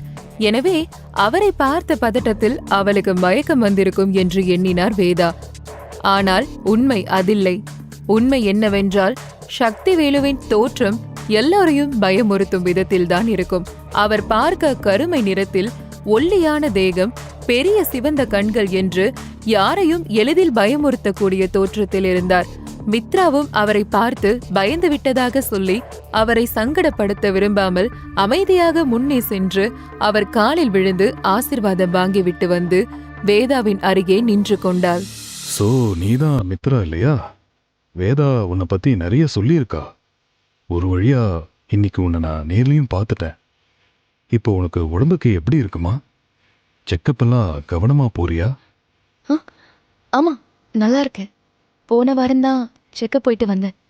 டாக்டர் செக் பண்ணி பார்த்துட்டு எல்லாம் நல்லபடியா இருக்கிறதா சொன்னாங்க. ரொம்ப நல்லது. இன்னிலிருந்து நீ எதை நினைச்சோ கவலைப்படக்கூடாது. நாங்க எல்லோரும் இருக்கோம் உனக்கு. வேதா உன்னை நம்ம டாக்டர் கிட்ட கூட்டிட்டு போவா. இனி அவங்க உன்னை கவனமா பார்த்துக்குவாங்க. எங்களால உன் குழந்தைக்கு அப்பாவை தவிர மற்ற எல்லாத்தையும் கொடுக்க முடியும். ஓ குழந்தைக்கு அப்பா இல்லைங்கிற எண்ணமே வராத அளவுக்கு நாங்க எங்க குடும்ப வாரிசுக்கு ஒரு நல்ல வாழ்க்கையை கொடுப்போம். அவரின் பேச்சை கேட்ட மித்ரா ஏதோ பதில் சொல்ல வர அதற்குள் அவள் பின்னால் யாரோ வந்து நின்றது போல இருக்கவும் வேகமாக திரும்பி பார்த்தாள். இவன்தான் என் பையன் விஷால். இது எப்படி பாசிபிள்? இவனை பார்க்க அப்படியே ஆதர்ஷ் மாதிரியே இருக்கான். இன்னைக்கு அங்க வீல் சேர்ல வந்தவனும் இதே மாதிரி தான் இருந்தான். ஆனா இவன் பேரு விஷால்னு சொல்றாங்களே, அப்படின்னா என்ன அர்த்தம்? இவங்க 3 பேரும் ஒரே தோற்றத்துல இருக்கிற 3 பேரா, இல்ல 3 பேருமே ஒரே ஆளா? எனக்கு ரொம்ப குழப்பமா இருக்கு. மித்ரா, எங்க பெரிய அண்ணன் சக்திவேலும் 2வது அண்ணன் வெற்றிவேலும் ஐடென்டிக்கல் ட்வின்ஸ். அதான் விஷாலும் ஆதர்ஷும் பார்க்க ஒரே மாதிரி இருக்காங்க. அப்போ என்னை கடத்திட்டு போக வந்த அந்த 3வது ஆள் யாரு? அவன் பேர் கூட என்னன்னு கேட்காம விட்டுட்டேனே நானு. மித்ரா மித்ரா மித்ரா, நான் உங்களை தான் கூப்பிடுறேன். என்ன யோசனை இருக்கீங்க நீங்க? நீங்க ரொம்ப டயர்டா இருக்கீங்க போல. உங்களுக்கு ரூம் ரெடியா இருக்கு, நீங்க போய் ரெஸ்ட் எடுங்க. அத்த, முன்னாடி விட தாத்தாவுக்கு இப்போ உடம்பு பரவாயில்ல. இந்த வாரம் அவர் நம்ம ஃபேமிலியை மீட் பண்றேன்னு சொல்லியிருக்காரு. தாத்தா வரும்போது நீங்களும் கண்டிப்பா இருக்கணும். ஓகே விஷால், நீ தாத்தா வரும்போது செய்ய வேண்டிய எல்லா ஏற்பாட்டையும் பார்த்துக்கோ. நான் மித்ராவை கூட்டிட்டு போய் அவளோட ரூம்ல விட்டுடுறேன். நாம நாளைக்கு பார்க்கலாம். வேதா விஷாலை பார்த்து பொய்யான ஒரு சிரிப்புடன் அங்கிருந்து மித்ராவை அழைத்துக் கொண்டு வெளியே சென்றார். அவர்கள் செல்வதை பார்த்த விஷாலும் சக்திவேலும் ஒருவரையொருவர் பார்த்து சிரித்துக் கொண்டார்கள். பின்னர் விஷால் தன் அப்பாவிடம் பேச ஆரம்பித்தான். ஆனால் அவன் கண்கள் மட்டும் மாடிக்கு செல்ல படியேறிக் கொண்டிருந்த மித்ராவின் மீதே இருந்தது. அவளின் அழகு அவனை பிரமிக்க வைத்தது. அதே நேரம் மித்ராவின் கவனமும் விஷால் மீதே இருந்தது. இவர்களின் இருவருக்கும் இடையே உண்டான இந்த பார்வை பரிமாற்றத்தை வேதாவும் கவனிக்க தவறவில்லை. விஷால் பார்க்க அழகான பையன் மட்டும் இல்ல மித்ரா, ரொம்பவே புத்திசாலியானவன். அவன் இங்க குடும்பத்துக்குள்ள வந்து கொஞ்ச நாள் தான் ஆகுது. ஆனா அதுக்குள்ளேயே அவன் இங்க ஒரு முக்கியமான ஆளா ஆகிட்டான். அவனுக்கு சப்போர்ட் பண்ண கண்டிப்பா யாரோ அவன் பின்னாடி இருக்காங்க. ஆனா அது யாருன்னு தான் தெரியல. அப்படி இல்லைன்னா கம்பெனி பொறுப்புகளை கையில எடுத்த ஒரே மாசத்துல அவன் இந்த அளவுக்கு வெற்றியை காமிச்சு கம்பெனிக்குள்ள நிரந்தரமான ஒரு இடத்தை பிடிச்சிருக்க முடியாது. உனக்கு விஷால பிடிச்சிருக்கா மித்ரா? என்னது? மனசுல என்ன இருக்கோ அத மறைக்காம உண்மையை சொல்லு மித்ரா. விஷால் மாதிரி ஒரு அழகான பையனை பாக்குற எந்த ஒரு பொண்ணுக்கும் அவன் மேல ஈர்ப்பு உண்டாகதான் செய்யும். நீங்க சொல்றது உண்மைதான். விஷால் ரொம்ப அழகா இருக்காரு. ஆனா அதுக்காக நான் என் மனசை கண்டபடி அலைய விடுற ஆள் இல்ல. இதுல என்ன தப்பு இருக்கு மித்ரா? உண்மையை சொல்லணும்னா எங்க குடும்பத்து பசங்க எல்லாருமே ரொம்ப அழகா தான் இருப்பாங்க. எங்க ஃபேமிலி ஜீன் அப்படி. ஒரு பொண்ணா உனக்கு விஷால் மேல ஈர்ப்பு வர்றது சகஜம், ஏன்னா உன் வயசு அப்படி. ஆனா அதையெல்லாம் தாண்டி இப்ப நீ விஷாலுக்கு அண்ணி முறையில இருக்க. சோ உன் மனசுல வேற எந்த எண்ணத்தையும் வளர்த்துக்காத. அது உனக்கும் உன் குழந்தைக்கும் நல்லதில்ல. உன் குழந்தைக்கு வருங்காலத்துல அவனும் ஒரு எதிரிதான். அதனால நீ அவனை விட்டு விலகி இருக்கிறது தான் உனக்கு நல்லது. அவன் ரொம்பவே தந்திரமான ஆள். ஒரே ஒரு சின்ன வாய்ப்பு கிடைச்சா கூட அவன் உன்னை அட்டாக் பண்ண ரெடியா இருப்பான். சரிங்க, நான் ரொம்ப கவனமா இருப்பேன். ஏற்கனவே காதல்ன்ற பேர்ல என் வாழ்க்கையில நடந்த பிரளயம் போதும். இனியும் நான் யாரையும் நம்ப தயாரா இல்ல என இருவரும் பேசிக்கொண்டே மித்ராவிற்கு ஒதுக்கப்பட்டிருந்த அறைக்கு வந்து சேர்ந்தனர். இனி இதுதான் உன்னோட ரூம் மித்ரா. உனக்கு ஏதாச்சும் தேவையா இருந்தா நீ என்ன கூப்பிடு, இல்லனா நம்ம மேனேஜர் ரமேஷ கூப்பிடு. இன்னொரு விஷயம் மித்ரா, நீ இந்த வீட்டுக்கு வர காரணம் நான் தான். என்ன நடந்தாலும் இதை மட்டும் மறக்காம மனசுல வச்சுக்கோ. இங்க என்ன நடந்தாலும் நீ எனக்கு தான் சப்போர்ட் பண்ணணும். என்ன தவிர இங்க யாரையும் நீ நம்ப கூடாது. அதுவும் இந்த குடும்பத்துல இருக்கிற எந்த ஆம்பளையையும் நீ நம்பவே கூடாது. பேசி முடித்ததும் வேதா அங்கிருந்து புறப்பட மித்ரா கதவை திறந்து கொண்டு அறைக்குள் சென்றாள். அந்த அறை மிகவும் பெரியதாக 5 ஸ்டார் ஹோட்டல் ரூம் போல் அழகாக வசதியாக இருந்தது. மித்ரா தனக்கு தானே பேசிக்கொள்ள ஆரம்பித்தாள். எனக்கு பாதுகாப்பான ஒரு இடம் தான் நான் தேடினேன். ஆனா எனக்கு இப்படி ஒரு வசதியான இடம் கிடைக்கும்னு நான் எதிர்பார்க்கவே இல்லை. இதெல்லாம் என் குழந்தைனாலதான். எல்லாமே விதிப்படிதான் நடக்கும்னு சொல்றது உண்மைதான் போல. போனதெல்லாம் போட்டோம். இனி என் குழந்தைக்கு எந்த ஆபத்தும் வராம பாத்துக்கிறது மட்டும்தான் என்னோட வேலை. என் குழந்தைக்காக நான் என்ன வேணாலும் செய்வேன். அதே நேரம் கீழே ஸ்டடி ரூமில் இருந்த சக்திவேல் மித்ராவின் மெடிக்கல் ரிப்போர்ட்டை படித்துவிட்டு விஷாலிடம் பேசிக் கொண்டிருந்தார். உங்க அத்தை வேதா இந்த விஷயத்துல ரொம்ப உறுதியா இருக்கா. ஆதர்ஷ் சாகரத்துக்கு முன்னாடி இப்படி அவனுக்கு ஒரு வாரிச இந்த உலகத்துல விட்டுட்டு போயிருப்பான்னு யாருக்கு தெரியும்? ஆமாப்பா, மித்ராக்கு குழந்தை பிறந்த உடனேயே நம்ம தாத்தா முன்னாடி வச்சு அந்த குழந்தைக்கு பேட்டர்னிட்டி டெஸ்ட் எடுத்து பார்க்கணும்பா. இந்த குழந்தை ஆதர்ஷ் குழந்தையா இருக்காதுன்னு நீ சந்தேகப்படுறியா விஷால்? கண்டிப்பா இந்த விஷயத்துல வேதா தப்பு பண்ணியிருக்க மாட்டா. அதுவும் இல்லாம அந்த பொண்ணு ரொம்ப அழகா, பார்க்கவே பெரிய குடும்பத்து பொண்ணு மாதிரி இருக்கா. அப்படி இருக்கும்போது அவ பொய் சொல்லி நடிக்க வேண்டிய அவசியம் இல்லையே. நான் அப்படி சொல்ல வரலப்பா. யாரோ ஒரு பொண்ண ரொம்ப சாதாரணமா நம்பியெல்லாம் அத்தை நம்ம வீட்டுக்குள்ள அவளை கூட்டிட்டு வந்திருக்க மாட்டாங்கன்னு எனக்கு தெரியும். ஆனாலும் நம்ம திருப்திக்காக நம்ம ஒரு டெஸ்ட் எடுக்கிறதுல என்ன குறைஞ்சிட போகுது? உனக்கு என்ன டெஸ்ட் பண்ணணும்னு தோணுதோ அதுக்கான எல்லா ஏற்பாடையும் பண்ணிடு விஷால். அந்த பொண்ணு வயித்துல வளர்ற குழந்தை ஆனா பொண்ணான்னு வேற இன்னும் தெரியல. ஒருவேளை அது ஆண் குழந்தையா இருந்துட்டா என்ன பண்றது? நீங்க இந்த பொண்ணை நினைச்செல்லாம் கவலைப்பட வேண்டியதே இல்லப்பா. ஒருவேளை அந்த பொண்ணோட வயித்துல இருக்கிறது ஆண் குழந்தையா இருந்தா கூட அதனால நமக்கு இப்போதைக்கு எந்த பிரச்சனையும் இல்ல. அவன் ஒரு 20 வருஷம் இந்த உலகத்துல சந்தோஷமா இருந்துட்டு போட்டுமே. அவன் அப்பனே இந்த உலகத்துல 27 வருஷம் வாழலையா? ஆதர்ஷ் இந்த வயசுல யாருக்கும் பிரச்சனை கொடுக்காம செத்து போன மாதிரி இவனுக்கும் ஏதாச்சும் நடக்கலாம், யாருக்கு தெரியும்? ஆனா உனக்கு இன்னும் உன் அத்தைய பத்தி முழுசா தெரியல விஷால். அந்த குழந்தை தான் அவளோட மாஸ்டர் கார்டு. அந்த குழந்தை இந்த உலகத்துக்கு வந்துட்டா போதும், அத வச்சே உன் அத்தை மொத்த கேமையும் தலைகீழா மாத்திடுவா. இந்த கவலையெல்லாம் என்கிட்ட விட்டுட்டு நீங்க அமைதியா ரெஸ்ட் எடுங்கப்பா. இவ்ளோ நாளா அவமானம் நினைச்சு நீங்க பெத்த பையனை இந்த உலகத்துக்கிட்ட இருந்தோம், உங்க உறவுகள் கிட்ட இருந்தோம் நீங்க மறைச்சு வச்சிருந்த உங்க ரகசியம் இன்னைக்கு வெளியே வந்த மாதிரி எல்லா விஷயமும் ஒரு நாள் வெளியே வரும். அவனது பேச்சை கேட்ட சக்திவேலுவுக்கு ஒரு மாதிரி சங்கடமாக ஆகிவிட்டது. சில நேரங்களில் விஷால் தனக்கு உதவி செய்ய இங்கு வந்தானா, இல்லை தன்னை பழிவாங்க வாய்ப்பு தேடி இங்கு வந்திருக்கிறானா என்று அவருக்கே சந்தேகமாக இருந்தது. விஷால் எப்போதும் யோசிப்பது ஒரு மாதிரி இருக்கும், வெளியே பேசுவது ஒரு மாதிரி இருக்கும், அவனது செயல் அதையும் விட வேறு மாதிரி இருக்கும். எனவே அவன் இதைத்தான் செய்வான் என்று கணிப்பது ரொம்பவே கடினமான விஷயம். சக்திவேலுவுக்கு விஷால் முறையில்லாத உறவில் பிறந்த மகன். முதலில் விஷாலை தன்னுடைய மகன் என்று சொல்லவே அவர் விருப்பப்படவில்லை. அதற்கு சரியான நேரம் வரவில்லை என்று எண்ணினார் அவர். ஆனால் விஷால் அவர்கள் குடும்ப தொழிலில் சக்திவேலுவுக்கு நிறைய புது புது யோசனைகள் கொடுத்தான். அதெல்லாம் அவருக்கு ரொம்பவே உபயோகமாக இருந்தது. அந்த காரணத்தினால்தான் அவர் விஷாலை தன் மகன் என்று அறிமுகம் செய்து வைத்தார். மறுபுறம் மேலறையில் மித்ரா தூங்கிக் கொண்டிருக்க ஏதோ ஒரு நிழல் அவளை நெருங்கிக் கொண்டிருந்தது. அந்த நிழலின் உருவம் ஒரு ஆணின் வடிவம் போல் அந்த நைட் பல்பின் வெளிச்சத்தில் தெரிய, அது கையில் தலையணையுடன் மித்ராவின் தலைமாட்டின் அருகில் சென்று நின்றது. முழு கதையையும் கேட்டு மகிழ பாக்கெட் FM ஆப்பை டவுன்லோட் செய்யுங்கள். லிங்க் டிஸ்கிரிப்ஷனில் கொடுக்கப்பட்டுள்ளது.